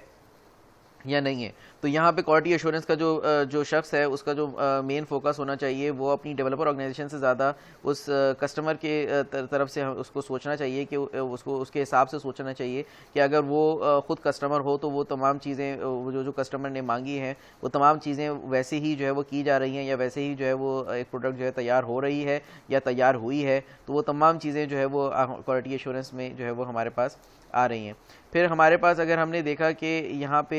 किस तरीके से जो है वो सॉफ्टवेयर क्वालिटी एश्योरेंस का जो बंदा है वो हमारे पास एक ओवरऑल जो है वो सॉफ्टवेयर डेवलपमेंट लाइफ साइकिल में जो है हर फेज़ को जो है वो अश्योर करते हुए चलेगा। तो इसी तरीके से हम जो है वो मज़ीद देखते हैं कि हमारे पास जो सॉफ्टवेयर क्वालिटी एश्योरेंस के जो गोल्स हैं ऑल ओवर द SDLC वो क्या गोल्स हैं। इन रिक्वायरमेंट इंजीनियरिंग फेज़ अगर हम देखें तो जो SQ के गोल्स हो सकते हैं वो क्या हैं। तो सबसे पहले हमारे पास ये है कि जो कस्टमर ने जो रिक्वायरमेंट दी हैं उनको इंश्योर करना कि वो फिजिबल हैं कि नहीं है। तो यहाँ पे अगर हम देखें तो बहुत हद तक रिक्वायरमेंट इंजीनियरिंग फेज़ से पहले हमने डिस्कस किया था कि जो फॉर्मल रिक्वायरमेंट्स लेने से पहले ही हम एक फॉर्मल रिक्वायरमेंट से पहले हम एक फिजिबिलिटी देख लेते हैं, जिसके अंदर हम देख रहे होते हैं कि सिस्टम जो है वो सॉफ्टवेयर जो है वो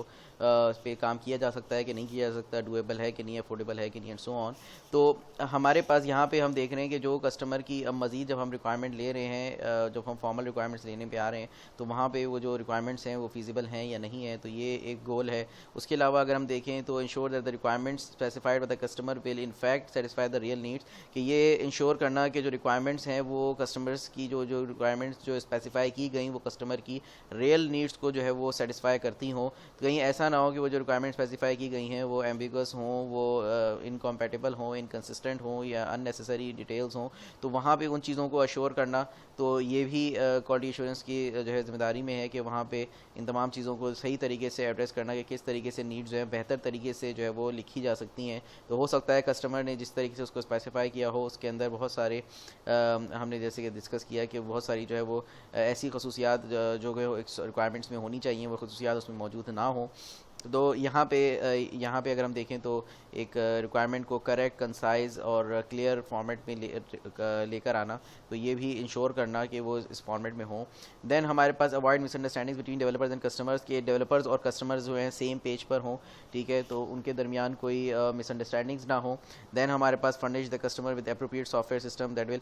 तो यहाँ पे जो है वो कस्टमर के साथ जो है वो एक ताल्लुक़ रखना कि जिसके अंदर जो है उसको ये बताना कि जो भी चीज़ उसने स्टेटेड जो उसकी रिक्वायरमेंट्स हैं उसके हिसाब से ही चीज़ बन रही है या बन रही है या नहीं बन रही है। तो उसके लिए जो है वो डिफरेंट प्रोटोटाइप्स वगैरह जो है वो भी जो है वो बना के जो है वो तमाम चीज़ें जो है वो डिस्कस की जा सकती हैं कि तमाम चीज़ें जो है वो एक जो है वो एक एप्रोप्रिएट सॉफ्टवेयर सिस्टम जो है वो बन रहा है या फिर नहीं बन रहा। देन हमारे पास रिक्वायरमेंट एनालिसिस के बाद अगर हम देखें तो सॉफ्टवेयर स्पेसिफिकेशन के गोल्स हैं।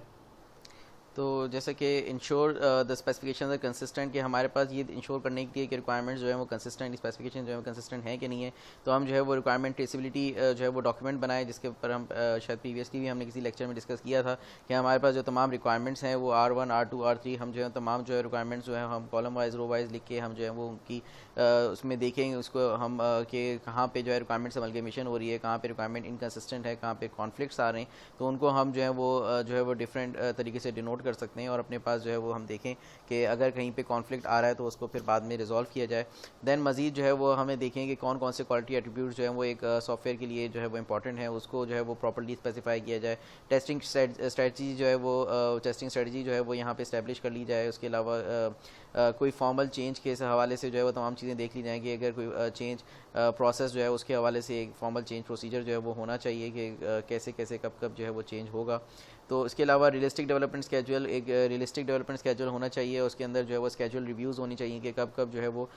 जो जितने भी डिलीवरेबल्स हैं उनको किस किस तरीके से रिव्यू किया जाएगा, या जितने भी हमारे पास वर्क प्रोडक्ट्स हैं उनको कैसे कब कब जो है वो रिव्यू किया जाएगा। उसके लिए माइलस्टोन्स जो हैं वो हम जो है वो बना के अपने पास रख सकते हैं। सो इन डिज़ाइनिंग फ़ेज़ जो गोल्स हैं सॉफ्टवेयर क्वालिटी एश्योरेंस के वो ये हैं कि ये देखा जाए कि आपके पास जो भी ये इंश्योर किया जाए कि जो स्टैंडर्ड्स हैं डिज़ाइंस के लिए वो फॉलो किए जा रहे हैं कि नहीं किए जा रहे हैं, कि जो प्रॉपर्ली जो है एनालिसिस मॉडल्स जो हैं वो क्रिएट किए जा रहे हैं कि नहीं किए जा रहे हैं। लेट्स सपोज अगर प्रोसेस ओरिएंटेड सिस्टम्स हैं तो उसके लिए डाटा फ्लो डायग्राम जो है वो मॉडल सजेस्ट की जा सकती है। उसके अलावा जो डाटा ओरिएंटेड सिस्टम्स हैं तो वहाँ पे ER मॉडल्स जो है एंटिटी रिलेशनशिप मॉडल्स जो हैं वो जो है सजेस्ट किए जा सकते हैं। तो यहाँ पे जो है वो इंश्योर करना कि जो स्टैंडर्ड्स हैं वो फॉलो हो रहे हैं या फिर नहीं हो रहे हैं, जो कि डिज़ाइन से रिलेटेड जो भी स्टैंडर्ड्स हैं, जो बेस्ट प्रैक्टिसेस हैं। देन हमारे पास जो है मज़ीद ये देखना कि जितनी भी changes made to design are properly control and documented, कि हमारे पास जो भी डिज़ाइन में जो चेंजेस हैं वो प्रॉपर्ली कंट्रोल्ड हों, डॉक्यूमेंटेड हों। उसके अलावा हमारे पास जो भी जो कोडिंग है तब तक हमारे पास स्टार्ट ना हो, coding does not begin until the system design components have been approve, कि हमारे पास जब तक जो है वो कोडिंग स्टार्ट ना हो, जब तक जो है वो डिज़ाइन कंपोनेंट्स जो है वो अप्रूव ना हो जाएं। यहाँ पे अगर हम देखें तो कुछ हद तक हमारे पास अगर हम प्रोटोटाइपिंग की बात करें तो प्रोटोटाइपिंग हम साथ साथ जो है वो कर रहे होते हैं, मगर उस प्रोटोटाइपिंग से रिलेटेड ही अगर हम देखें तो कुछ एवोल्यूशनरी प्रोटोटाइपिंग हम कर रहे हैं तो कोडिंग हम चलें साथ साथ कुछ हद तक हम कर सकते हैं। अदरवाइज़ ये चीज़ इंश्योर की जाए कि जो कोडिंग है वो जो प्रॉपर्ली जो है कोडिंग है वो हमारे पास जो है जब तक एक डिज़ाइन जो है वो फॉर्मली अप्रूव ना हो जाए तब तक हम जो है वो कोडिंग स्टार्ट ना करें। और साथ ही साथ जो है वो डिज़ाइन रिव्यूज़ जो है उनको स्केड्यूल किया जाए कि हम जो है वो किस तरीके से जो डिज़ाइन रिव्यूज़ हैं उनको इंश्योर किया जाए कि वो स्केड्यूल किए गए कि नहीं किए गए और उसको डिज़ाइन को प्रॉपर्ली जो है वो रिव्यू किया जाए। तो कोडिंग के रिलेटेड अगर हम देखें तो कोडिंग से रिलेटेड जो गोल्स हैं सॉफ्टवेयर इंश्योरेंस के वो ये हैं। सबसे पहले तो ये अश्योर किया जाए कि जो भी एस्टैब्लिश स्टैंडर्ड्स हैं फॉर स्टाइलिंग, स्ट्रक्चर, डॉक्यूमेंटेशन या फिर हम जो भी एक कन्वेंशंस हैं वो तमाम कन्वेंशंस जो हैं वो फॉलो हो रही हैं कि नहीं, तमाम बेस्ट प्रैक्टिसेस कोडिंग की फॉलो हो रही हैं कि नहीं हो रही हैं। तो जैसा कि हमने प्रीवियसली भी डिस्कस किया है कि everybody can write a messy code, या फिर हम कह सकते हैं कि everybody can write a code that a computer can understand but a good programmer writes a code that a human can understand. तो हमारे पास इस तरह से कोड लिखा जाना चाहिए कि बाद में अगर कभी भी चेंज रिक्वेस्ट आती है, कभी भी कोई मेंटेनेंस का काम आता है, तो वहाँ पे जो है वो वहाँ पे जो है वो इजीली जो है वो हम जो है वो कोड को देख के समझ सकें और तमाम चीज़ें प्रॉपर्ली जो है वो डॉक्यूमेंट होनी चाहिए। देन हमारे पास जो है वो ensure that the code is properly be tested and integrated. हमारे पास जो है ये भी इंश्योर किया जाए कि जो कोड है उसकी जो है प्रॉपर्ली जो है वो यूनिट टेस्टिंग वगैरह तमाम चीज़ें हो चुकी हों। अदरवाइज़ जो है वो हमारे पास जो है वो जो कोड की जो इंटीग्रेशन है वो देखा जाए कि कोड जो है वो हम डिफरेंट मॉड्यूल्स हैं तो डिफरेंट मॉड्यूल्स को आपस में इंटीग्रेट कर दिया गया हो, और जो डिफरेंट डिवीजन्स हैं कोड के कोड मॉड्यूल्स के वो प्रॉपर्ली जो है वो आइडेंटिफाई किए जा चुके हों कि कोड कब कब जो है वो कोड कमिट हुआ। तो फिर साथ ही साथ हमारे पास जो है वो ये भी देखा जाएगा कि कोड जो है वो हमारे पास जो है वो ऑन ट्रैक है कि नहीं है। जैसे कि हमारे पास जिस तरीके से हमें देखना है कि मीटिंग द डेडलाइन के हमारे पास डेडलाइन के हिसाब से जो कोड जो है वो वक्तन फ़वक्तन जो है वो उसी तरीके से काम किया जा रहा है कि नहीं किया जा रहा है, तमाम टास्क जो है वो टाइम पे हो रहे हैं कि नहीं हो रहे हैं। देन हमारे पास जो है वो मज़ीद जो है वो कि कोड रिव्यूज़ जो है वो स्केजुअल किए गए कि नहीं किए गए, तो वो तमाम चीज़ें भी इंश्योर करना।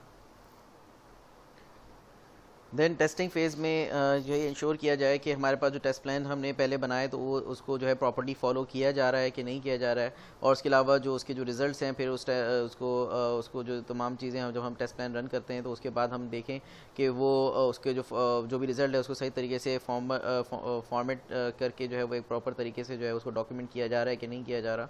देन हमारे पास जो है वो ये भी इंश्योर किया जाए कि जो टेस्ट प्लान्स हैं उसमें तमाम सिस्टम स्पेसिफिकेशंस जो है वो कवर हो रही हैं कि नहीं हो रही हैं, तमाम जो यूज़र की रिक्वायरमेंट्स हैं वो कवर हो रही हैं कि नहीं हो रही हैं। देन मज़ीद जो है वो हम देखें कि ensure that after testing and reworking, इसके अलावा हम ये भी देखें कि तमाम जो सॉफ्टवेयर है वो स्पेसिफिकेशंस को कंफर्म कर रहा है कि नहीं कर रहा है, तमाम जो भी यूज़र की रिक्वायरमेंट है वो एक वर्केबल सॉफ्टवेयर के हवाले से तमाम वो एक्सटर्नल बिहेवियर शो कर रहा है कि नहीं कर रहा है जो कि एक कस्टमर की तरफ से रिक्वायर्ड है।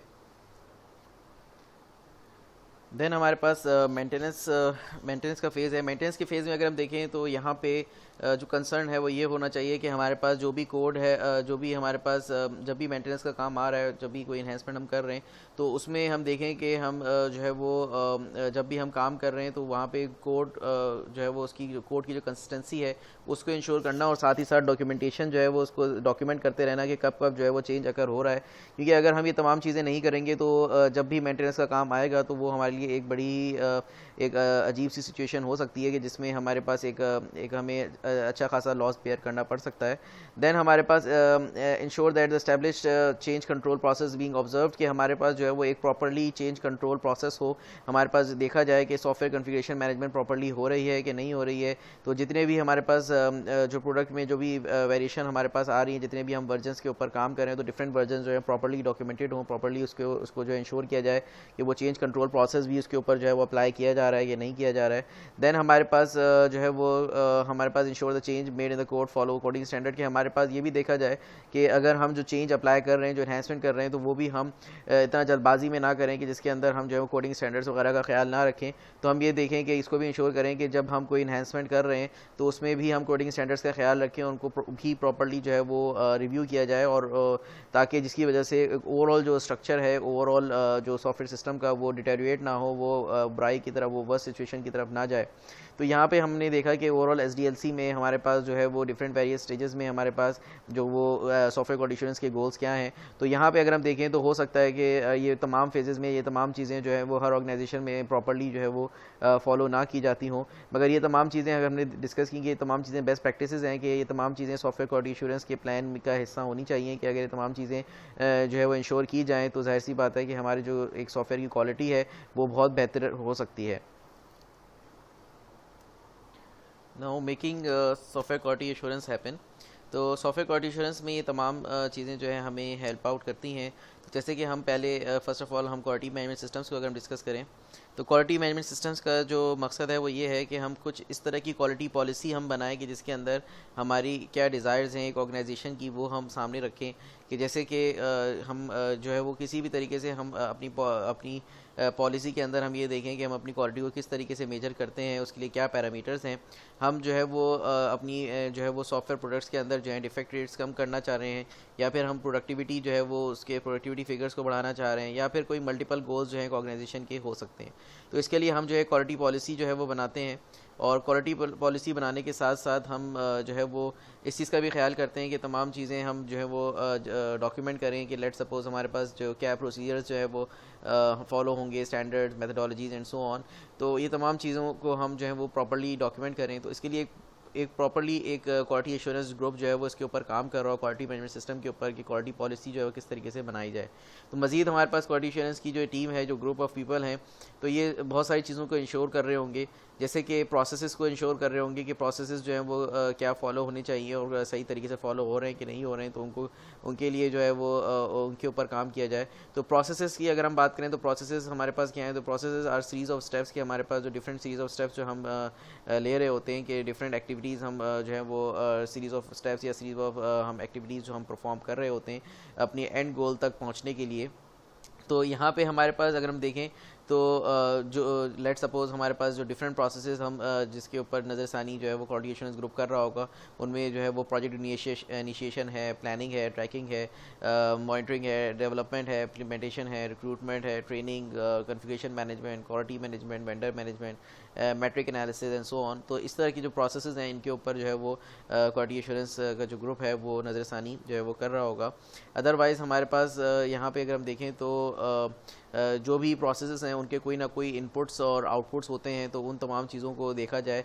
कि प्रोसेसेस हैं तो प्रोसेसेस में विद इन दी प्रोसेस हमारे पास जो है वो कौन सी मेथडोलॉजीज़ हैं इस्तेमाल हो रही हों, कौन सी टूल्स एंड टेक्निक्स इस्तेमाल हो रही हों, और कौन से स्टैंडर्ड्स जो है वो हम फॉलो कर रहे हों। तो अगर हम स्टैंडर्ड्स की बात करें तो स्टैंडर्ड्स हमारे पास जो है वो क्वालिटी एश्योरेंस ग्रुप जो है वो स्टैंडर्ड्स को भी जो है वो देख रहा होगा कि हमारे पास स्टैंडर्ड्स जो है वो क्या है। तो स्टैंडर्ड्स हमारे पास अगर हम देखें तो स्टैंडर्ड्स आर सम रूल्स, के हमारे पास कुछ हम स्टैंडर्ड्स कह सकते हैं, कुछ रूल्स हैं, या फिर हम कह सकते हैं कुछ बेस्ट प्रैक्टिसेस हैं, या फिर हम कह सकते हैं कि कुछ डूज़ एंड डोंट्स हैं। कि लेट सपोज़ हमारे पास हम प्रोग्रामिंग स्टैंडर्ड्स की बात करते हैं, तो जो कि हमें बताती है कि एक पर्टिकुलर लैंग्वेज में हमारे पास जो है वो प्रोग्रामिंग में क्या जो डूज़ होने चाहिए, क्या डोंट्स होने चाहिए। तो वो तमाम चीज़ें हमारे पास एक प्रोग्रामिंग स्टैंडर्ड है जो कि हमें प्रोग्रामिंग के हवाले से गाइड कर रही है कि जो है वो क्या रूल्स हैं, क्या चीज़ हमें फ़ॉलो करनी है, क्या चीज़ हमें फ़ॉलो नहीं करनी है। तो यहाँ पे अगर हम देखें तो जो भी स्टैंडर्ड्स हैं वो वेरीफाइबल होने चाहिए, कि उनके जो भी स्टैंडर्ड्स हैं तो वो हम देखें कि वो स्टैंडर्ड जो है वेरीफाई किया जा सकता है कि नहीं किया जा सकता। और हम जो स्टैंडर्ड्स जो ये क्वालिटी एश्योरेंस के जो लोग जो स्टैंडर्ड्स के ऊपर काम कर रहे होंगे, तो वो कुछ ना कुछ इस तरह की स्टैंडर्ड्स जो है बना सकते हैं कि जिसमें जो है वो ऑटोमेटेड टूल्स के थ्रू भी वो स्टैंडर्ड्स जो है वो चेक किए जा सकें कि वो स्टैंडर्ड जो है वो फिर आगे फॉलो हो रहे हैं या नहीं हो रहे हैं। फिर मज़ीद हमने टेक्निक्स की बात की, तो टेक्निक्स हमारे पास जो है वो क्या है, तो टेक्निक्स हमारे पास जो है वो कोई भी हम कह सकते हैं कि जो जैसे कि डिफरेंट इंडस्ट्री टेक्निक्स जो है वो हम देखें कि कहाँ पे हमें जो है वो ज़रूरत है किसी ख़ास मसले के लिए, ख़ास प्रॉब्लम डोमेन के लिए हम जो है वो कोई ख़ास टेक्निक इस्तेमाल कर रहे होते हैं। तो techniques can be said as a set of specialized sub processes, के हमारे पास एक ख़ास मकसद के लिए हम कोई टेक्निक इस्तेमाल कर रहे हैं, तो विद इन द प्रोसेस हम जो है वो कोई एक ख़ास सब प्रोसेस जो है हम अप्लाई कर रहे हैं, तो एक ख़ास स्पेशलाइज फंक्शन के लिए, एक स्पेशलाइज बिहेवियर के लिए। तो यहाँ पे हमारे पास अगर हम देखें तो यहाँ पे डिफरेंट टेक्निक्स जो है वो अडॉप्ट की जा सकती हैं, जो इंडस्ट्री टेक्निक्स हैं, तो वो अडॉप्ट कहाँ पे करने की ज़रूरत है उसके ऊपर देखा जाए, और किस तरीके से जो है वो तमाम चीज़ें जो है वो आसान की जाएँ, तो वो तमाम चीज़ों पे देखा जाए। या फिर गाइडलाइंस है, तो गाइडलाइंस हम देखें तो विद इन दी ऑर्गेनाइजेशन जो है वो डिफरेंट नॉर्म्स जो है वो सेट किए जा रहे होते हैं, तो वो डिफरेंट गाइडलाइंस जो है वो सेट की जाएँ जिसके तहत जो है वो बेहतरी की तरफ जो है वो बढ़ा जा सके। या फिर टेम्पलेट्स का इस्तेमाल जो है वो किया जा सके, तो टेम्पलेट्स जो है वो बनाए जा सके। टेम्पलेट देखा जाए कि कौन से टेम्पलेट्स जो हैं फिर इस्तेमाल होंगे डॉक्यूमेंटेशन के लिए। तो टेम्पलेट्स हमें बहुत ज़्यादा आसानी प्रोवाइड कर देते हैं, वो हमें कुछ हद तक अगर हम देखें तो फिल इन द ब्लैंक्स दे देते हैं कि हमारे पास ये हेडिंग्स हैं और इन हेडिंग्स के अंदर आपको हमें पता है कि उसके अंदर किस तरीके का काम लिखा जाना है, तो हम उसके हिसाब से जो है चीज़ों को फिल करते चले जाएँ। दैन हमारे पास जो है वो डॉक्यूमेंट्स जो हैं वो बहुत ईजीली हम जो है वो उनको कंप्लीट कर लेते हैं। तो यहाँ पे हमारे पास जैसे कि हम देखें तो हमारे पास डिफरेंट जो है वो हमारे पास जो है वो टेम्पलेट्स मौजूद होते हैं, जैसे कि हमारे पास सॉफ्टवेयर रिक्वायरमेंट्स एसोसिएशन है तो उसके टेम्पलेट्स जो है वो मौजूद हैं। तो यहाँ पे हमारे पास एक स्टैंडर्ड हमें टेबल ऑफ कंटेंट हमें मिल जाता है कि, और उसमें पता होता है कि एक्सपेक्टेड कि हमें क्या डिटेल्स उसके अंदर लिखनी है। तो यहाँ पे हमारे पास अगर हम देखें तो हमें जो है वो डिफरेंट टेम्पलेट्स हमें हमें जो है वो हम जो है वो इजीली उनसे फ़ायदा लेके उनको फिर हम जो है वो प्रिंट कर के या अपने पास जो है वो रख सकते हैं। तो यहाँ पे मज़ीद हमारे पास जो है वो चेकलिस्ट हैं, तो चेकलिस्ट से भी जो है वो हम देखें तो चेकलिस्ट जो है वो बनाई जा सकती हैं। तो चेकलिस्ट हमारे पास अगर हम देखें तो चेकलिस्ट हमारे पास जो भी हमारे पास एक हम कह सकते हैं कि एक सिंपली हम जो है वो एक अपनी याद दहानी के लिए तमाम चीज़ें कि हमारे पास क्या चीज़ हो गई क्या चीज़ नहीं हो गई, तो वहाँ पे हम तमाम चीज़ें की देखें कि हम कहीं कोई एक्टिविटी या कोई भी हम जो है वो कोई आइटम जो है वो हम मिस तो नहीं कर रहे, कोई काम करने से हम रह तो नहीं रहे। तो हम चेकलिस्ट जो है वो साथ साथ बनाएं अपनी क्वालिटी पॉलिसी को बेहतर बनाने के लिए, उसके अलावा क्वालिटी के ऊपर वर्कआउट करने के लिए। तो यहाँ पे जैसे कि लेट्स सपोज़ हमारे पास जैसे कि हमारे पास जितनी भी रिक्वायरमेंट्स हैं उसके हवाले से हम एक चेकलिस्ट बना लें कि कौन कौन सी रिक्वायरमेंट्स जो हैं वो कंप्लीट हो गई हैं, कौन सी रिक्वायरमेंट्स नहीं हुई हैं एंड सो ऑन। तो इसी तरीके से हमारे पास जो है वो डिफरेंट जो है वो हमारे पास जो है वो फॉर्म्स हम इस्तेमाल कर रहे होते हैं। तो पेपर बेस्ड हम जो डिफरेंट फॉर्म्स बना लेते हैं और उन फॉर्म्स के मदद से जो है वो हमारा काम आसान हो रहा होता है। तो यहाँ पे मज़ीद हमारे पास जो है वो डॉक्यूमेंट स्ट्रक्चर जो है हम पहले से बना के रख लेते हैं, डॉक्यूमेंट अपडेट जो है वो हमारे पास होती हैं। तो यहाँ पे हम जो है वो इस तरीके से जो है वो क्वालिटी मैनेजमेंट सिस्टम से जो है हम फ़ायदा ले रहे होते हैं। तो यहाँ पे जो भी हमारे पास अगर हम देखें तो ये जितनी भी चीज़ें हैं जैसे कि हमने डिस्कस की कि जो ओवरऑल प्रोसेसेस हैं, स्टैंडर्ड्स हैं, टेक्निक्स हैं और गाइडलाइंस हैं, टेम्पलेट्स हैं और चेकलिस्ट, फॉर्म्स, डॉक्यूमेंट स्ट्रक्चर, तो इन तमाम चीज़ों की हेल्प से हम जो है वो क्वालिटी मैनेजमेंट सिस्टम्स जो है वो हम एक क्वालिटी पॉलिसी जो है वो एक बेहतर क्वालिटी पॉलिसी जो है हम बना सकते हैं। क्वालिटी मैनेजमेंट सिस्टम्स के ऊपर हम जो है वो काम कर सकते हैं और मज़ीद हम इन तमाम चीज़ों को जो है वो अपडेट करते रहें कंटिन्यूसली अपनी जो है वो एक ऑर्गेनाइजेशन में इम्प्रूवमेंट लाने के लिए। तो मज़ीद हमारे पास जो है वो वर्क फ्लो डॉक्यूमेंट जो है वो बनाया जाए जिसके अंदर ये तमाम जितनी भी प्रोसेसेस हैं और जितनी भी हमने डिस्कस किया कि जितनी भी ये चीज़ें हैं जो कि हमारे पास गाइडलाइंस वगैरह, standards, techniques, templates, checklist, forms, ये तमाम चीज़ें जो हैं वो हम स्पेसिफाई किए करें। और मज़ीद हमारे पास जो है वो हम देखें कि ये जो भी वर्क फ्लो डॉक्यूमेंट है इसको मज़ीद जो है वो पीरियडिकली जो है वो अपडेट करते रहें, वरना अगर हम इसको अपडेट नहीं करेंगे दैन हमारे पास जो है वो हम ये कह सकते हैं कि ऑर्गेनाइजेशन की इम्प्रूवमेंट में जो है वो फ़र्क आ सकता है। दैन मज़ीद हमारे पास जो जितने भी प्रोसेसेस वगैरह हैं, तमाम चीज़ें हैं, उनके हवाले से हम इन तमाम चीज़ों के हवाले से जो है वो अपना एक ऑडिट करते रहें और देखेंगे किस तरीके से हम जो है वो एक ऑर्गेनाइजेशन को जो है वो अपनी ऑर्गेनाइजेशन की बेहतरी के लिए जो है वो काम कर सकते हैं। तो यहाँ पे हमारा जो मकसद है वो ये है कि हम जो है कंटिन्यूस इम्प्रूवमेंट की तरफ जो है वो हम काम करें और एक बैलेंस तरीके से अपनी तमाम ऑर्गेनाइजेशनल नीड्स को जो है हम फुलफ़िल करें। तो मज़ीद हमारे पास आ जाता है quality control techniques. So after quality management system तो हमारे पास जो क्वालिटी कंट्रोल टेक्निक्स हैं इनमें 3 चीज़ें आती हैं जैसे कि रिव्यूज़, वॉक थ्रूज़, इंस्पेक्शंस। तो रिव्यूज़ की अगर हम बात करें तो रिव्यूज़ हमारे पास जैसे कि all over the software development life cycle हमारे पास हमने डिस्कस किया था कि हम जो है वो रिव्यू जो है वो कर रहे होते हैं। तो रिव्यू हमारे पास हर स्टेज में हो रहा होता है, जैसे कि हमारे पास चाहे वो रिक्वायरमेंट का फ़ेज़ हो, डिज़ाइन का फ़ेज़ हो या कोई भी फ़ेज़ हो, तो उसके अंदर जो मकसद है वो ये है कि जो भी वर्क प्रोडक्ट्स हैं उनसे जो है उनमें जो है वो कोई ना कोई एरर्स को जो है वो फाइंड करना और जो भी लेट्स सपोज डेवलपर्स हैं या जो भी हैं उनको जो है सही तरीके से एजुकेट करना कि कोई भी काम जो है वो किस तरीके से होना है। तो वो तमाम चीज़ें जो है वो इसके अंदर जो है वो देखी जा रही होंगी। लेट्स सपोज हमारे पास जो है वो अगर एक जो है वो डिज़ाइन अगर कंप्लीट हो गया है, ठीक है, तो डिज़ाइन कंप्लीशन के बाद जो है हम उसकी डिज़ाइन को हम कुछ हद तक वेरीफाई कर रहे होंगे, डाटा फ्लो मॉडल्स जो हैं वो उसको हम देख रहे होंगे। मज़ीद हमारे पास जो है वो हम देख रहे होंगे कि ओवरऑल जो भी हमारे पास जो टेस्ट प्लान अगर लिख लिया गया है तो टेस्ट प्लान को हम जो है वो देख रहे होंगे कि हमारे पास सही तरीके से जो है वो टेस्ट प्लान जो है वो बना है या नहीं बना है एंड सो ऑन। तो हमारे पास जो है वो हर फेज़ में हर तरीके से जो है हम रिव्यू कर रहे होंगे। तो यहाँ पे हमारे पास हम देख रहे होंगे कि सॉफ्टवेयर क्वालिटी एश्योरेंस का जो रिव्यू है ये डिपेंड करता है कि जो डिलीवरेबल्स हैं वो कौन कौन से डिलीवरेबल्स हैं और उस हर डिलीवरेबल्स के हवाले से जो है वो डिफरेंट तरीके से जो है उनको रिव्यू किया जा रहा होगा। तो यहाँ पे हम जो है वो जो मकसद है वो ये है कि एग्जामिन करना हर चीज़ को, हर फेज़ को, कि हर फेज़ जो है वो प्रॉपर्ली जो है वो हम चेक एंड बैलेंस रखें कि हर फेज़ जो है वो प्रॉपर्ली जो है वो उसमें तमाम चीज़ें कंसिस्टेंटली जो है वो हो रही हैं या नहीं हो रही हैं, और जितने भी डॉक्यूमेंट्स हैं वो प्रॉपर्ली डॉक्यूमेंट्स जो है वो प्रॉपर्ली स्ट्रक्चर्ड हैं डॉक्यूमेंट हैं। और उसके अलावा ये कि उनकी कंप्लीटनेस देखना, उनकी कॉम्प्लेक्सिटी और क्लैरिटी देखना, तो वो तमाम चीज़ें जो है वो देखना कि वो ईज़ी टू अंडरस्टैंड हैं कि नहीं है, तो वो तमाम चीज़ें जो है वो देखी जा रही होंगी। और उसके अलावा हमारे पास जो अगर कोडिंग है तो कोडिंग के स्टैंडर्ड्स देखना कि कोडिंग के स्टैंडर्ड्स जो है फॉलो हो रहे हैं एंड सो ऑन। तो इस तरीके से जो है हमारे पास डिफरेंट रिव्यूज़ जो है वो करना। देन हमारे पास वॉक थ्रूज़ हैं। वॉक थ्रूज़ हमारे पास जो है वो हम कह सकते हैं कि कुछ हद तक जो वन ऑन वन रिव्यूज़ जो है वो जो है वो और मोर डिटेल्ड जो रिव्यूज़ हैं वो हम जो है वो कर सकते हैं क्वालिटी कंट्रोल टेक्निक्स में, कि जिसके अंदर लेट सपोज़ हमारे पास अगर कोई भी जिसको अगर कोई भी हम जो है वो डॉक्यूमेंट जो है वो हम दें किसी को कि वो जो उस पे काम करने वाला है तो वो उसको पढ़े और पढ़ के जो है वो देखे उसकी अंडरस्टैंडिंग क्या है, ताकि हम उसको जो है वो वहीं पे आइडेंटिफाई कर सकें। अदरवाइज़ हमारे पास इंस्पेक्शंस की जो है वो तरीक़ेकार है। तो ये मज़ीद हमारे पास एक एग्ज़ामिनेशन का तरीक़ेकार है जिसमें जो जिन्होंने उन डॉक्यूमेंट्स के ऊपर काम किया होगा उसके अलावा एक इंस्पेक्शन टीम होगी जो कि ख़ास तौर पे इंस्पेक्शन करेगी और देखेगी कि भाई तमाम चीज़ें जो हैं वो जो हैं स्टैंडर्ड्स के, प्रोसीजर्स के जो है वो मुताबिक हैं कि नहीं है। और अगर वहाँ पे कोई भी वो देखती है कि कोई डेविएशंस हैं तो वहाँ पे कोई भी इस तरह की चीज़ें देखती है कि जो चीज़ें सही नहीं है, तो उन चीज़ों को जो है वो फॉर्मली जो है वो तमाम चीज़ें जो है वो डॉक्यूमेंट करती है। और मज़ीद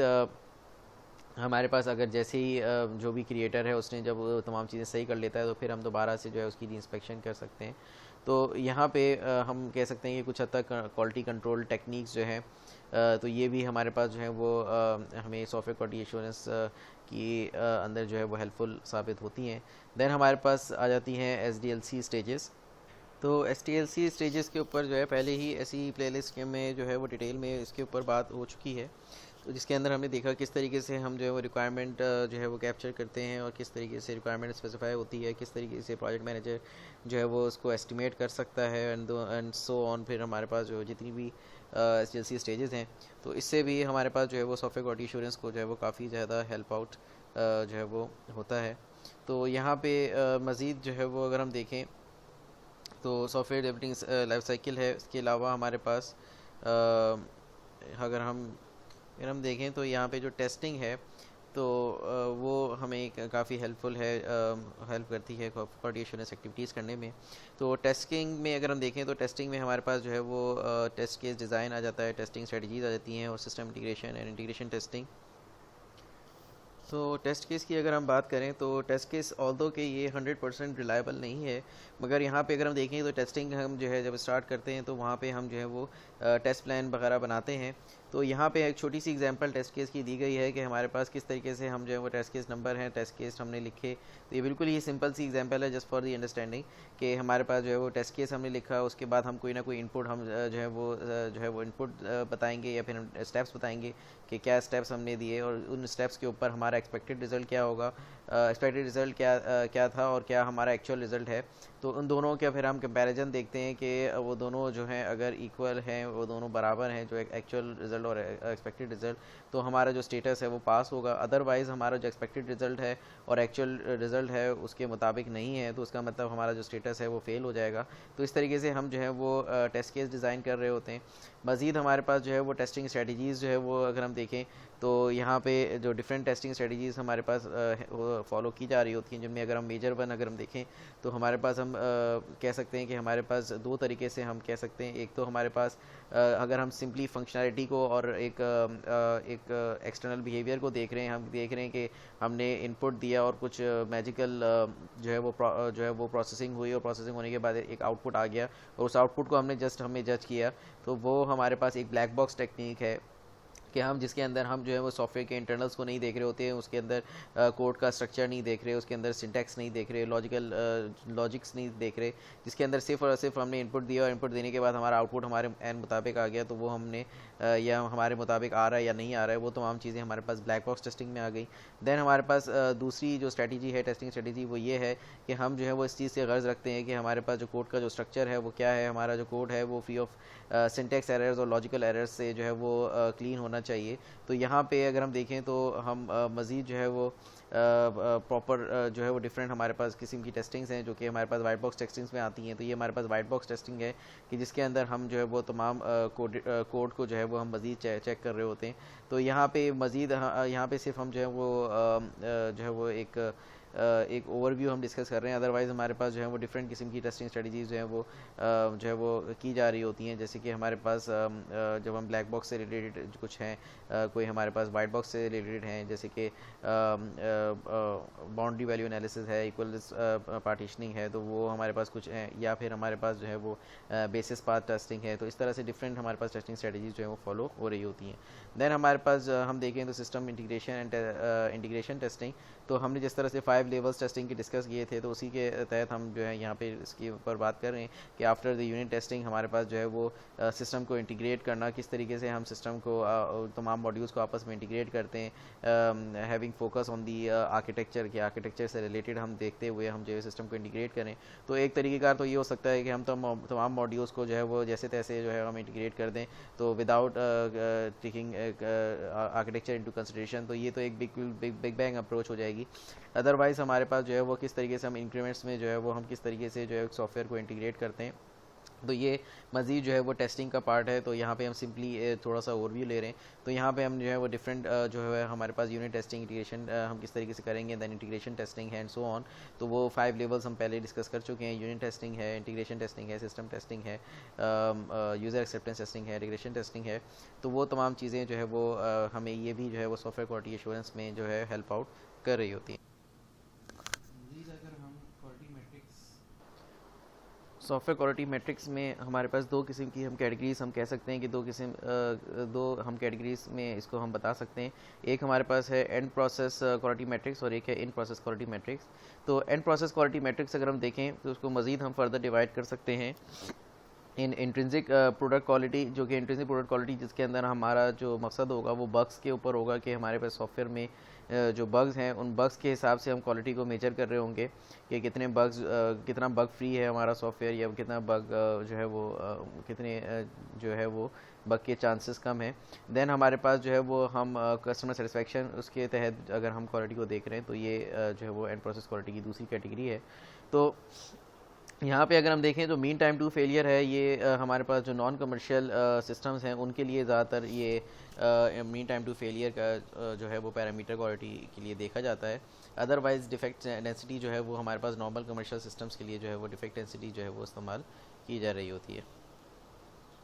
तो मीन टाइम टू फेलियर जो हमारे पास जैसे कि नाम से ज़ाहिर है कि एक फेलियर या फिर एक सॉफ्टवेयर क्रैश होने से पहले कितना लंबा अरसा जो है वो चलता रहेगा या चल सकता है, तो उस हवाले से हमारे पास मीन टाइम टू फेलियर जो है वो रखा जाता है। तो जैसे कि हमने प्रीवियसली भी डिस्कस किया है कि रिलायबिलिटी के दो फैक्टर्स हम कह सकते हैं कि रिलायबिलिटी जो है वो हमारे पास उसमें मीन टाइम टू फेलियर देखा जा सकता है, मीन टाइम बिटवीन फेलियर देखा जा सकता है कि अगर फेलियर अगर हो रहा है तो विदाउट ह्यूमन इंटरवेंशन जो है कितनी देर में जो है वो सॉफ्टवेयर खुद से अब हो जाएगा, या फिर हमारे पास अगर मीन टाइम टू फेलियर है तो कितने अरसे में जाके हमारे पास कोई क्रैश या कोई हमारे पास सॉफ्टवेयर फेलियर अगर हो सकता है। और ये जो मीन टाइम टू फेलियर होता है ये इस तरह का फेलियर होता है जिसमें शायद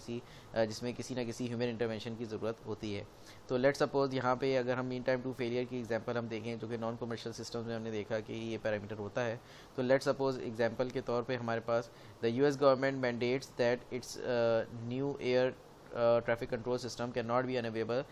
for more than 3 seconds a year. तो यहाँ पे एक आ जा रहा है कि 3 सेकेंड से ज़्यादा उसका अनअवेलेबिलिटी टाइम नहीं होना चाहिए। तो ये एक तरीके का मीन टाइम टू फेलियर है कि हमारे पास जो है वो आपके पास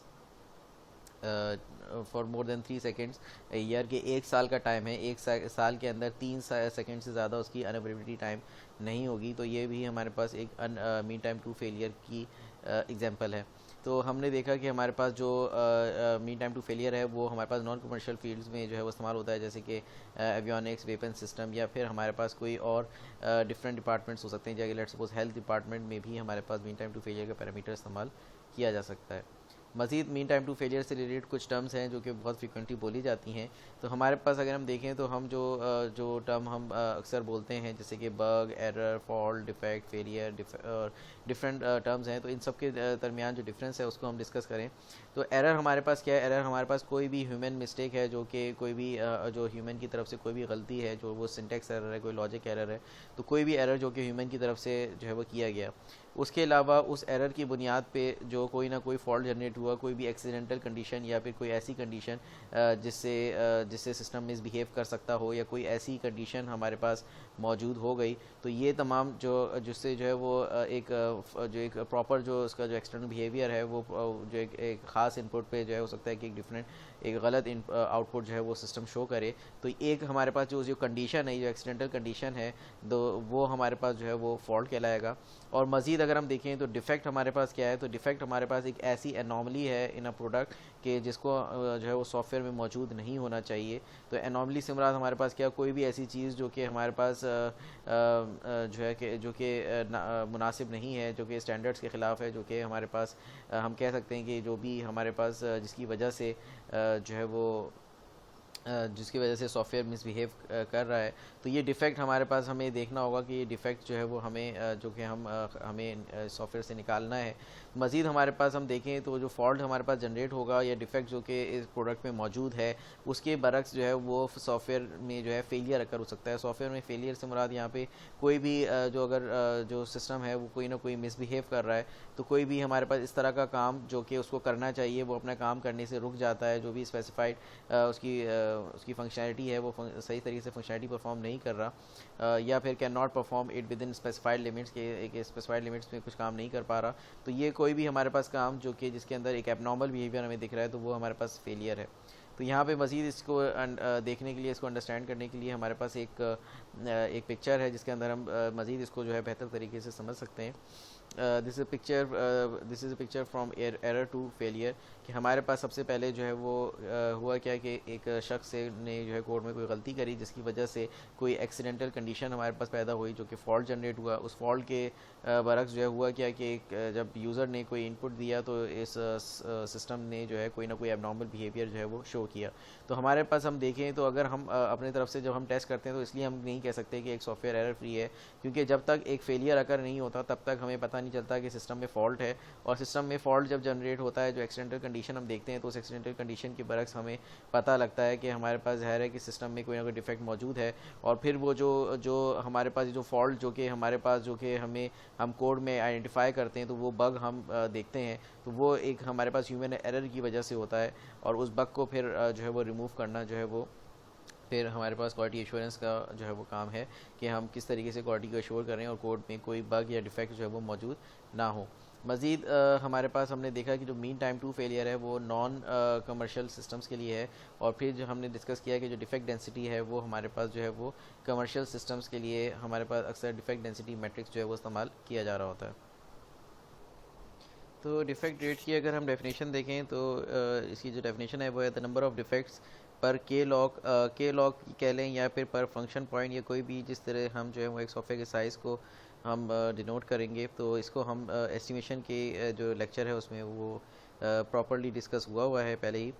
इन अ गिवन टाइम इंटरवल, एक ख़ास टाइम पीरियड में, जैसे कि 1 साल या जो भी टाइम इंटरवल है उसके अंदर हम जो है वो देखेंगे कि कितने 1000 लाइन ऑफ कोड में कितने डिफेक्ट्स आ रहे हैं या कितने पर function point and so on. तो हम जो है वो इसके हिसाब से हम देख रहे होंगे। मज़ीद यहाँ पे हमारे पास हम देखें तो ये कोई एक स्टैंडर्ड तरीका नहीं है, जबकि एक वर्स्ट अप्रोच है कि अगर हम के लॉग की तरफ जाते हैं तो यहाँ पे कोई स्टैंडर्ड नहीं है कि यहाँ पे हम जो है सिंपली एग्जीक्यूटेबल लाइंस को जो है वो काउंट करेंगे, या फिर हम जो है वो एग्जीक्यूटेबल लाइंस प्लस डेफिनेशंस या फिर डेफिनेशंस और कमेंट्स, और हम जो है वो क्या क्या चीज़ों को हम काउंट कर रहे हैं। तो ये एक बेहतर तरीका जो है वो नहीं है। मज़ीद हमारे पास जो है वो हम जो है वो डिफेक्ट रेट के साथ साथ हमारे पास हम जो है वो ये देख रहे होंगे कि हमारे पास कैसे कैसे कब कब जो है वो लाइन ऑफ काउंट जो है वो चेंज हो रहा है। जैसे जैसे हमारे पास चेंज अगर हो रहा है तो चेंज के साथ हमारे पास कितना लाइन ऑफ कोड जो है वो चेंज हो रहा है हर रिलीज़ में। उसके अलावा हमारे पास जो प्रीवियस वर्जन हैं उनमें क्या क्या चेंजेस हो रही हैं। तो हमारे पास डिफेक्ट ट्रैकिंग के लिए तमाम चीज़ें बहुत ज़्यादा ज़रूरी हैं, या डिफेक्ट ट्रैकिंग या बग ट्रैकिंग के लिए कि हम देखें कि defect must pin point two the release origin, ठीक है, तो वो पिन पॉइंट करें अपने रिलीज़ ओरिजिन पे। या फिर हम इसको कह सकते हैं कि हमारे पास जो है वो जो भी हमारे पास जब हम कोई भी चेंज अकर कर रहे हैं तो उस चेंज के साथ हम ये कोई ना कोई आईडी, कोई कोड हम उसको जो है असाइन कर दें, दैट जो कि मैप हम करें, मतलब रिक्वायरमेंट से जो कि रिक्वायरमेंट से मैप कर रहा हो कि हमारे पास ये रिक्वायरमेंट आई तो इस रिक्वायरमेंट के तहत जो है वो ये चेंज अगर हो गया। अब वो कोई भी आईडी हो सकती है, let's suppose HR002003 and so on. तो इस तरीके से ताकि हम जो है वो देखेंगे कब कब हमने जो है वो चेंज आया और चेंज के हिसाब से हमने जो है वो कब कब जो है वो चेंज किया, और उसी के तहत हम जो है वो डिफेक्ट को भी ट्रैक करते रहेंगे कब कब हमने जो है वो बग फिक्स किया, और उसके हिसाब से हम जो है वो उसको भी हम जो है वो अपने पास नोट करते रहेंगे कब कब बग आया और कब कब बग आने के ऊपर हमने जो है वो चेंजेस करी। वो तमाम चीज़ें जो है वो हम अपने हिसाब से जो है वो उनको आईडीज़ असाइन करते रहें ताकि बग ट्रैकिंग आसान हो और हम देख सकें कि हमारे पास जो है वो ये कहाँ से जो है वो बग जो है वो रेज़ हो रहा है। मज़ीद हमारे पास अगर हम देखें तो एक तो हमने देखा था इंट्रिंसिक प्रोडक्ट क्वालिटी, और दूसरा हमारे पास था कस्टमर के थ्रू जो है हम क्वालिटी को मेजर करें। तो यहाँ पे हमारे पास जो ये अगर हम देखें तो यहाँ पे एक और फिनोमेना है कस्टमर प्रॉब्लम मैट्रिक्स। तो अगर हम प्रोडक्ट मैट्रिक्स को अगर हम देखें कि हमारे पास इस जो कस्टमर प्रॉब्लम मैट्रिक्स को हम देखें इसका जो फॉर्मूला है, तो इसके फॉर्मूला में हम देख सकते हैं कि इसका जो फॉर्मूला है वो ये है कि the total problems that customers reported for time period के एक कस्टमर ने एक टाइम पीरियड में कितने प्रॉब्लम्स जो है वो रिपोर्ट किए। अब ये प्रॉब्लम्स जो है वो कोई भी हो सकते हैं, ये कोई एक इस तरह का डिफेक्ट भी हो सकता है कि जो कि जिससे फंक्शनैलिटी पे कोई फ़र्क पड़ रहा हो सॉफ्टवेयर पे, या फिर कोई ऐसा प्रॉब्लम भी हो सकता है कि जो कि यूजिबिलिटी के हवाले से हो, जो कि हमारे पास कोई नॉन फंक्शनल रिक्वायरमेंट के हवाले से हो, कोई परफॉर्मेंस इशू हो सकता है एंड सो ऑन। मज़ीद हमारे पास अगर हम देखें तो यहाँ पे क्या है, divided by total number of license months of the software during the period. यहाँ पे अगर हम देखें तो total number of license months of the software से मुराद क्या है कि इसका जो मकसद है वो क्या है कि number of install license of the software multiply by number of months in the calculation period. तो यहाँ पे इनके साथ हम देखें तो ये हमारे पास number of license months of the software का मकसद है। तो यहाँ पे अगर हम देखें तो ये total problems that customers reported for a time period divide by total number of license months, ठीक है। तो यहाँ पे जो हमारे पास मकसद क्या है कि number of license of the software multiply by number of months in the calculation period. तो यहाँ पे हमारे पास उसके तहत हम जो है वो प्रॉब्लम पर यूज़र मंथ निकाल रहे होते हैं। तो यहाँ पे अगर हम देखें तो इसको इम्प्रूव करने के लिए हमारे पास जो है वो 3 तरीके हैं कि या तो हमारे पास इन द फर्स्ट रन के हम जो है वो अपने प्रोसेसेस को, डेवलपमेंट प्रोसेसेस को जो है वो हम बेहतर बनाएं और उन डिफेक्ट्स को जो है वो हम रिड्यूस करने की कोशिश करें। और दूसरा हमारे पास ये है कि अगर हमारे पास कोई डिफेक्ट इस तरह का नहीं है कि जिसके अंदर डेवलपमेंट प्रोसेस का कोई मसला हो या डेवलपमेंट में कोई गलती हुई हो, तो वहाँ पे अगर हमें कोई नॉन डिफेक्ट ओरिएंटेड प्रॉब्लम है, लेट्स सपोज हमारे पास कोई यूजिबिलिटी का फैक्टर है या डॉक्यूमेंटेशन या कस्टमर एजुकेशन या सपोर्ट, तो वहाँ पे लेट्स सपोज हमारे पास कोई एक प्रॉब्लम है जो कि फ्रिक्वेंटली आस्क्ड क्वेश्चन से हेल्प की जा सकती है, सो ऑन। तो वहाँ पे हम जो है वो देखेंगे कि हम उसको जो है वो हल करने की कोशिश करें। तो इन दोनों सूरतों में हमारे पास जो न्यूमरेटर है total problems that customers reported for a time period, ये हम इसके अंदर हम कमी ला सकते हैं। या फिर दूसरा हमारे पास तरीका क्या है, दूसरा तरीका हमारे पास क्या है, increase the sales which refer to the number of install license of the product. या तो हम जो ये जो डिनोमिनेटर है इसकी तादाद को हम बढ़ा दें, ठीक है। तो यहाँ पे हमारे पास हम कोई भी काम इस तरह का करेंगे तो वहाँ पे हमारे पास अगर हम देखें तो हम जो है वो प्रॉब्लम पर यूज़र मंथ को जो है हम किस तरीके से हम डील कर सकते हैं। तो यहाँ पे हमारे पास 2 तरीके हैं, ये तो हमारे पास हम अपनी सेल्स बढ़ा दें और या हम अपने जो कस्टमर की जो प्रॉब्लम्स हैं उन प्रॉब्लम्स को हम हल करें। तो इसकी आम फहम ज़बान में इसकी अगर हम एग्जांपल लें, इसका जो मकसद है इसका कहने का वो ये है कि जैसे कि हम देखें कि जैसे PTCL है, तो PTCL से हमारे पास अगर हम देखें तो उसके जो सेल्स है वो बहुत ज़्यादा है और उसके जो कस्टमर्स हैं बहुत ज़्यादा हैं, और वो मज़ीद जो है वो जो है न्यू कस्टमर्स को बनाने में लगी रहती है। जो एग्जिस्टिंग कस्टमर हैं उनकी जितनी भी कंप्लेंट्स आती हैं, जो प्रॉब्लम्स आती हैं, उनमें से अगर 2 छोड़ के जाते हैं तो जो है वो 6 जो है कस्टमर्स मज़ीद वो जो है वो न्यू कस्टमर्स उनके पास आ जाते हैं। मज़ीद अगर हमारे पास इसी तरीके से हम देखें कि 100 जाते हैं तो 200 आ जाते हैं। तो यहाँ पर हमारे पास उनकी सेल इतनी ज़्यादा है कि जिससे उनको फ़र्क नहीं पड़ता कि वो जो है वो एक अच्छी जो है वो क्या कह सकते हैं कि सर्विस दे रहे हैं या नहीं दे रहे हैं, तो वो अपनी सर्विस को बेहतर करने से के बजाय वो अपनी सेल को उन्होंने काफ़ी ज़्यादा बढ़ाया हुआ है। तो एक छोटी सी एग्जांपल है। तो इसी तरीके से हम यहाँ पे देखें कि हमारे पास या तो हम ऐसा कर सकते हैं कि हमारी जो सॉफ्टवेयर प्रोडक्ट है उसके हम सेल इतनी ज़्यादा इंक्रीज़ कर दें कि हमें इससे ज़्यादा फिक्र ना हो कि हमारा एक ब्रांड नेम बन चुका है। तो या दूसरा तरीक़ेकार हमारे पास ये है कि हम दोनों पे वर्कआउट करें कि हम जो है वो कस्टमर प्रॉब्लम्स को मद्देनज़र रखें। तो मज़ीद हमारे पास अगर हम देखें कस्टमर सेटिस्फेक्शन मैट्रिक्स को, तो हमारे पास जो कस्टमर्स हैं उनकी हम यहाँ पे 4 कैटेगरीज़ जो है वो हम देख सकते हैं। यहाँ पर हम जो है वो कस्टमर सर्वे के तहत हम कस्टमर सेटिस्फेक्शन का अंदाज़ा लगा सकते हैं कि हमारे पास जो कस्टमर है वो कितना जो है वो वेरी सेटिस्फाइड है या फिर डिससेटिस्फाइड है या फिर वेरी डिससेटिस्फाइड है। तो इस तरीके से हम जो है वो कोई भी सेटिस्फेक्शन मैट्रिक्स हम बना सकते हैं। तो प्रीवियसली जैसे कि अगर हमने डिस्कस किया कि हमारे पास जैसे IBM है, तो उसका एक जो है वो तरीक़ेकार है जिसमें वो अपनी क्वालिटी को जो है वो मेजर कर रही होती है। तो उसी तरीके से हमारे पास जैसे HP में हमने डिस्कस किया था, तो वो भी एक तरीक़ेकार है जिसमें हम जो है वो अपने हिसाब से हम देख रहे होते हैं कि किस तरीके से हम क्वालिटी को जो है वो मेजर कर सकते हैं। तो वहाँ पे भी हमने देखा था कि वहाँ पे हम ब्लाइंड सर्वे जो है वो करवा के हम इन तमाम चीज़ों के हवाले से सवालात करके जो है एक अंदाज़ा ले सकते हैं।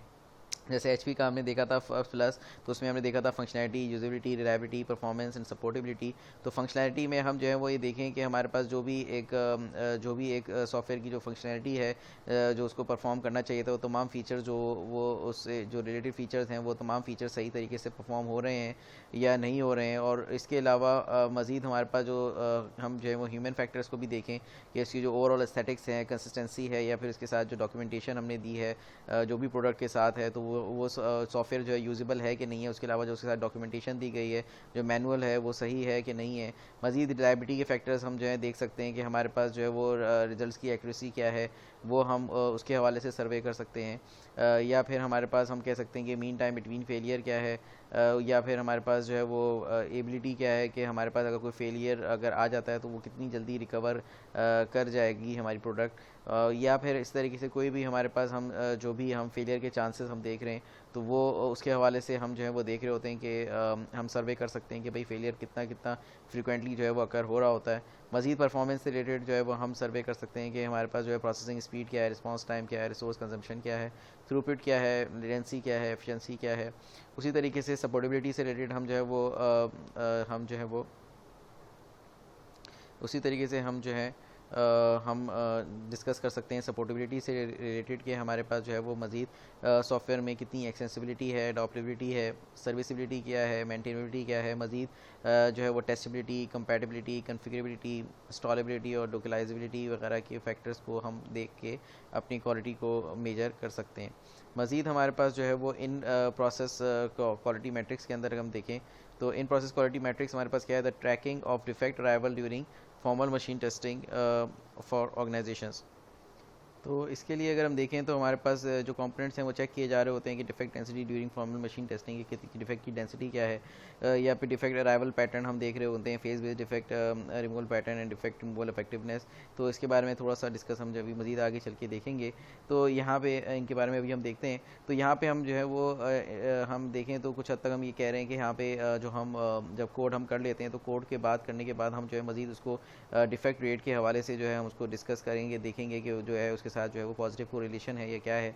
तो यहाँ पे सबसे पहले हमने देखा कि जो इन प्रोसेस क्वालिटी मैट्रिक्स है वो क्या कर रही है, the tracking of defect arrival during formal machine testing for organization की फॉर्मल मशीन टेस्टिंग में जो डिफेक्ट अराइवल है उसके हिसाब से हम क्वालिटी को देख रहे होते हैं। तो यहाँ पे लेट सपोज हम जो है वो वक्तन फ़वक्तन इनको हम देखते हैं। तो लेट सपोज हमारे पास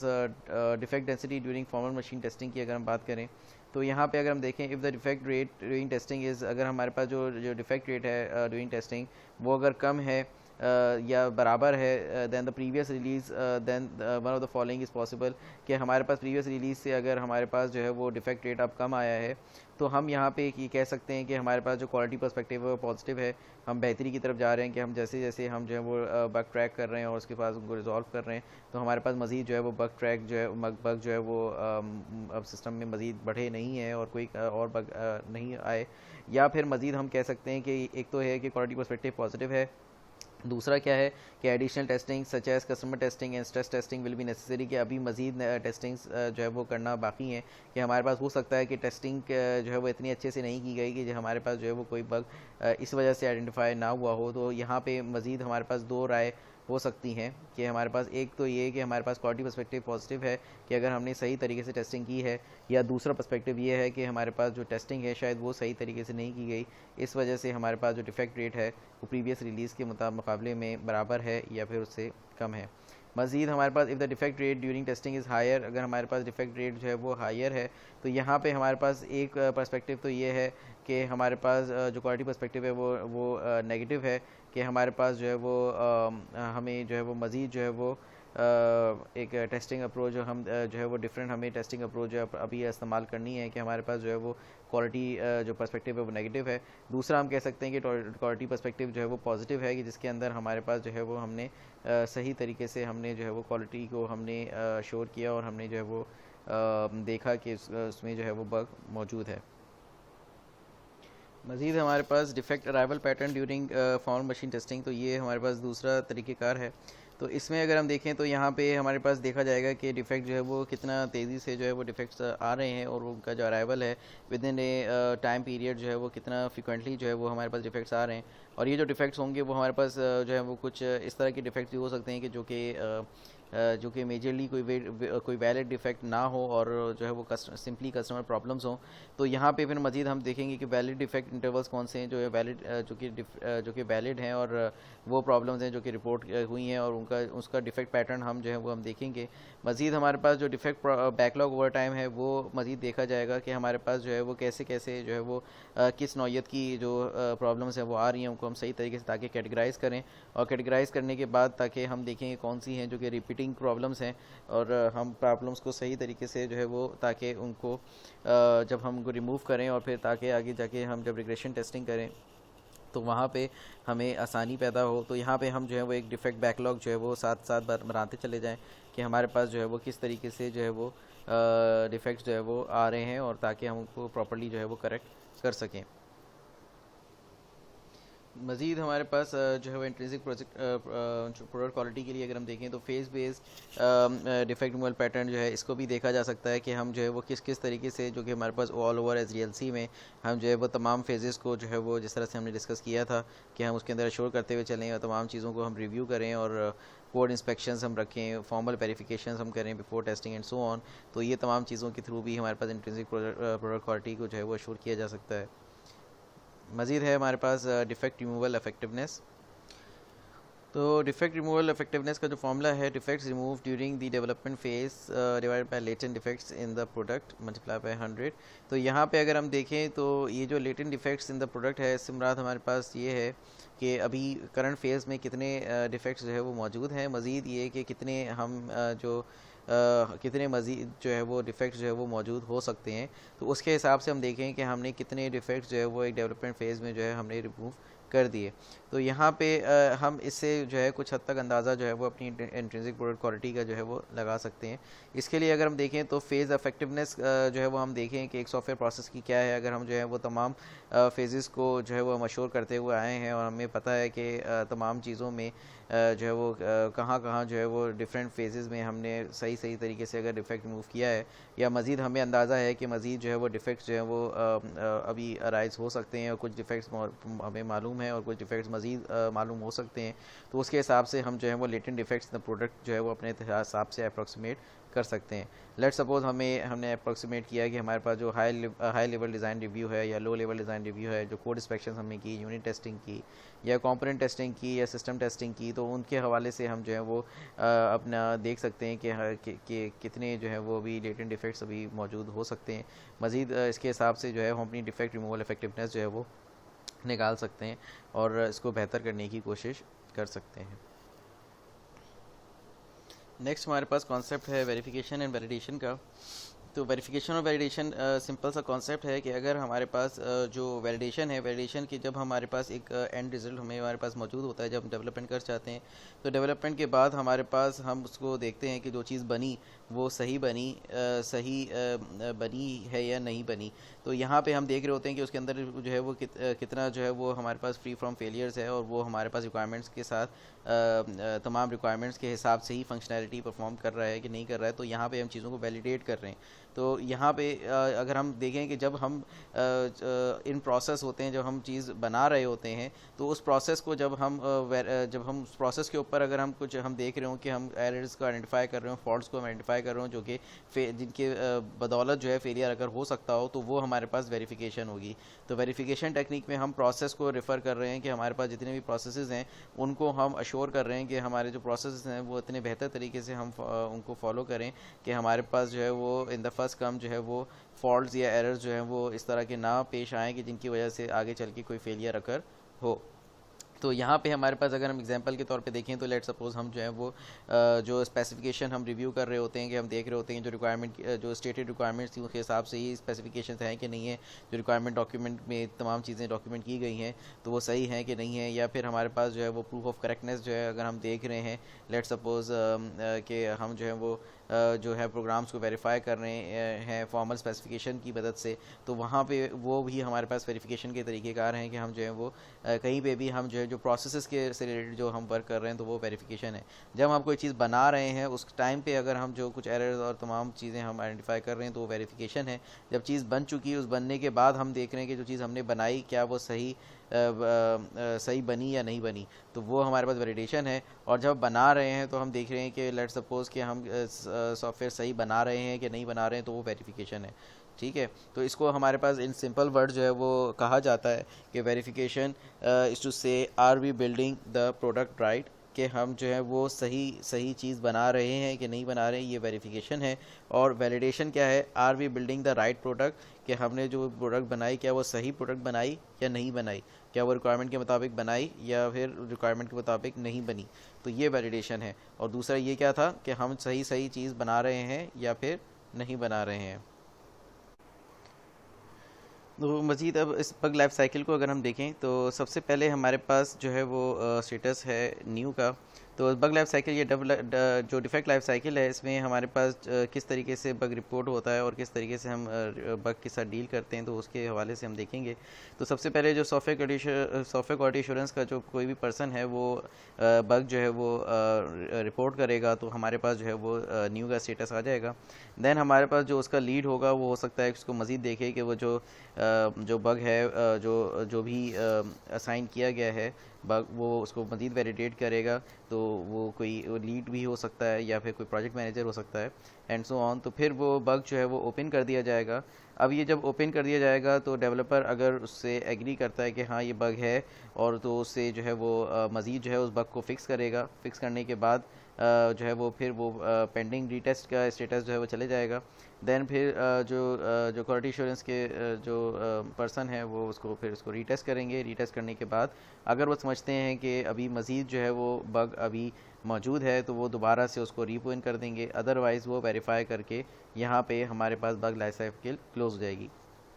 अच्छा, यहाँ पे जब बग ओपन था तो हो सकता है कि यहाँ पे कुछ और दूसरे स्टेटसेस भी हैं, कि हो सकता है कि हमारे पास ये जो बग है वो पहले भी रेस किया जा चुका हो, तो यहाँ पे फिर जो डेवलपर है वो डुप्लिकेट का स्टेटस जो है वो रेस कर देगा। अदरवाइज़ यहाँ पे अगर वो जो डेवलपर है वो ये समझता है कि ये जो बग अभी रिपोर्ट किया गया है वो कोई बग जो है वो लेट सपोज़ वो गलत जो है वो बयानी है, वो कोई इस तरह की चीज़ नहीं है कि वो कोई बग है ही नहीं,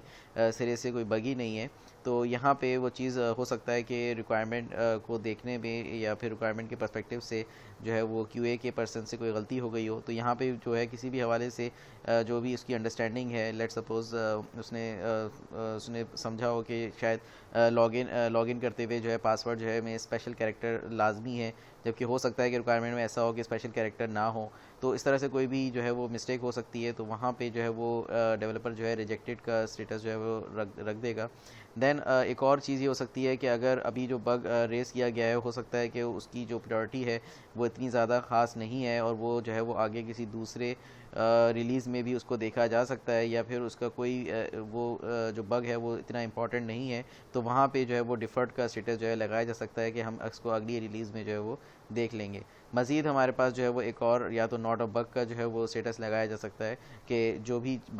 बग रेस किया गया है वो दरअसल कोई बग नहीं है, जबकि वो सिर्फ एक कस्टमर की तरफ से एक राय है या फिर कस्टमर की तरफ से एक जो है वो इस तरह की चीज़ है कि लुक एंड फील में ये तमाम चीज़ अगर ये चीज़ हो जाए तो ज़्यादा बेहतर है। तो वो कोई इस तरह की चीज़ नहीं है जिसको एक बग के तौर पे रिपोर्ट किया जाए। तो इस तरीके से जो है वो हमारे पास ये पूरी बग लाइफ साइकिल चलती है, जिसके अंदर हो सकता है कि हमारे पास जो बग यहाँ पे जो पेंडिंग रीटेस्ट है, उसके बाद जो रीटेस्ट करने के बाद बग को वेरीफाई कर दिया जाए कि हाँ बग जो है वो सही हो चुका है और उसको क्लोज़ कर दिया जाए, मगर फिर भी हो सकता है कि वो बग जो है वो मौजूद हो और वो नेक्स्ट रिलीज़ में सामने आ जाए, तो वो जो क्लोज़ बग है वही दोबारा से भी रीओपन हो सकता है। मगर ये हमारे पास रेयर केसेस में होता है, अदरवाइज़ हमारे पास जो है वो पेंडिंग रीटेस्ट के बाद जो है वो क्यूए पर्सन उसको जो है वो दोबारा से रीटेस्ट कर लेते हैं, और अगर फिर भी बग जो है वो मौजूद होता है तो उसको वापस रीओपन करके दोबारा से असाइन कर दिया जाता है। अब तक इतना ही, फिर मिलते हैं नेक्स्ट लेक्चर में।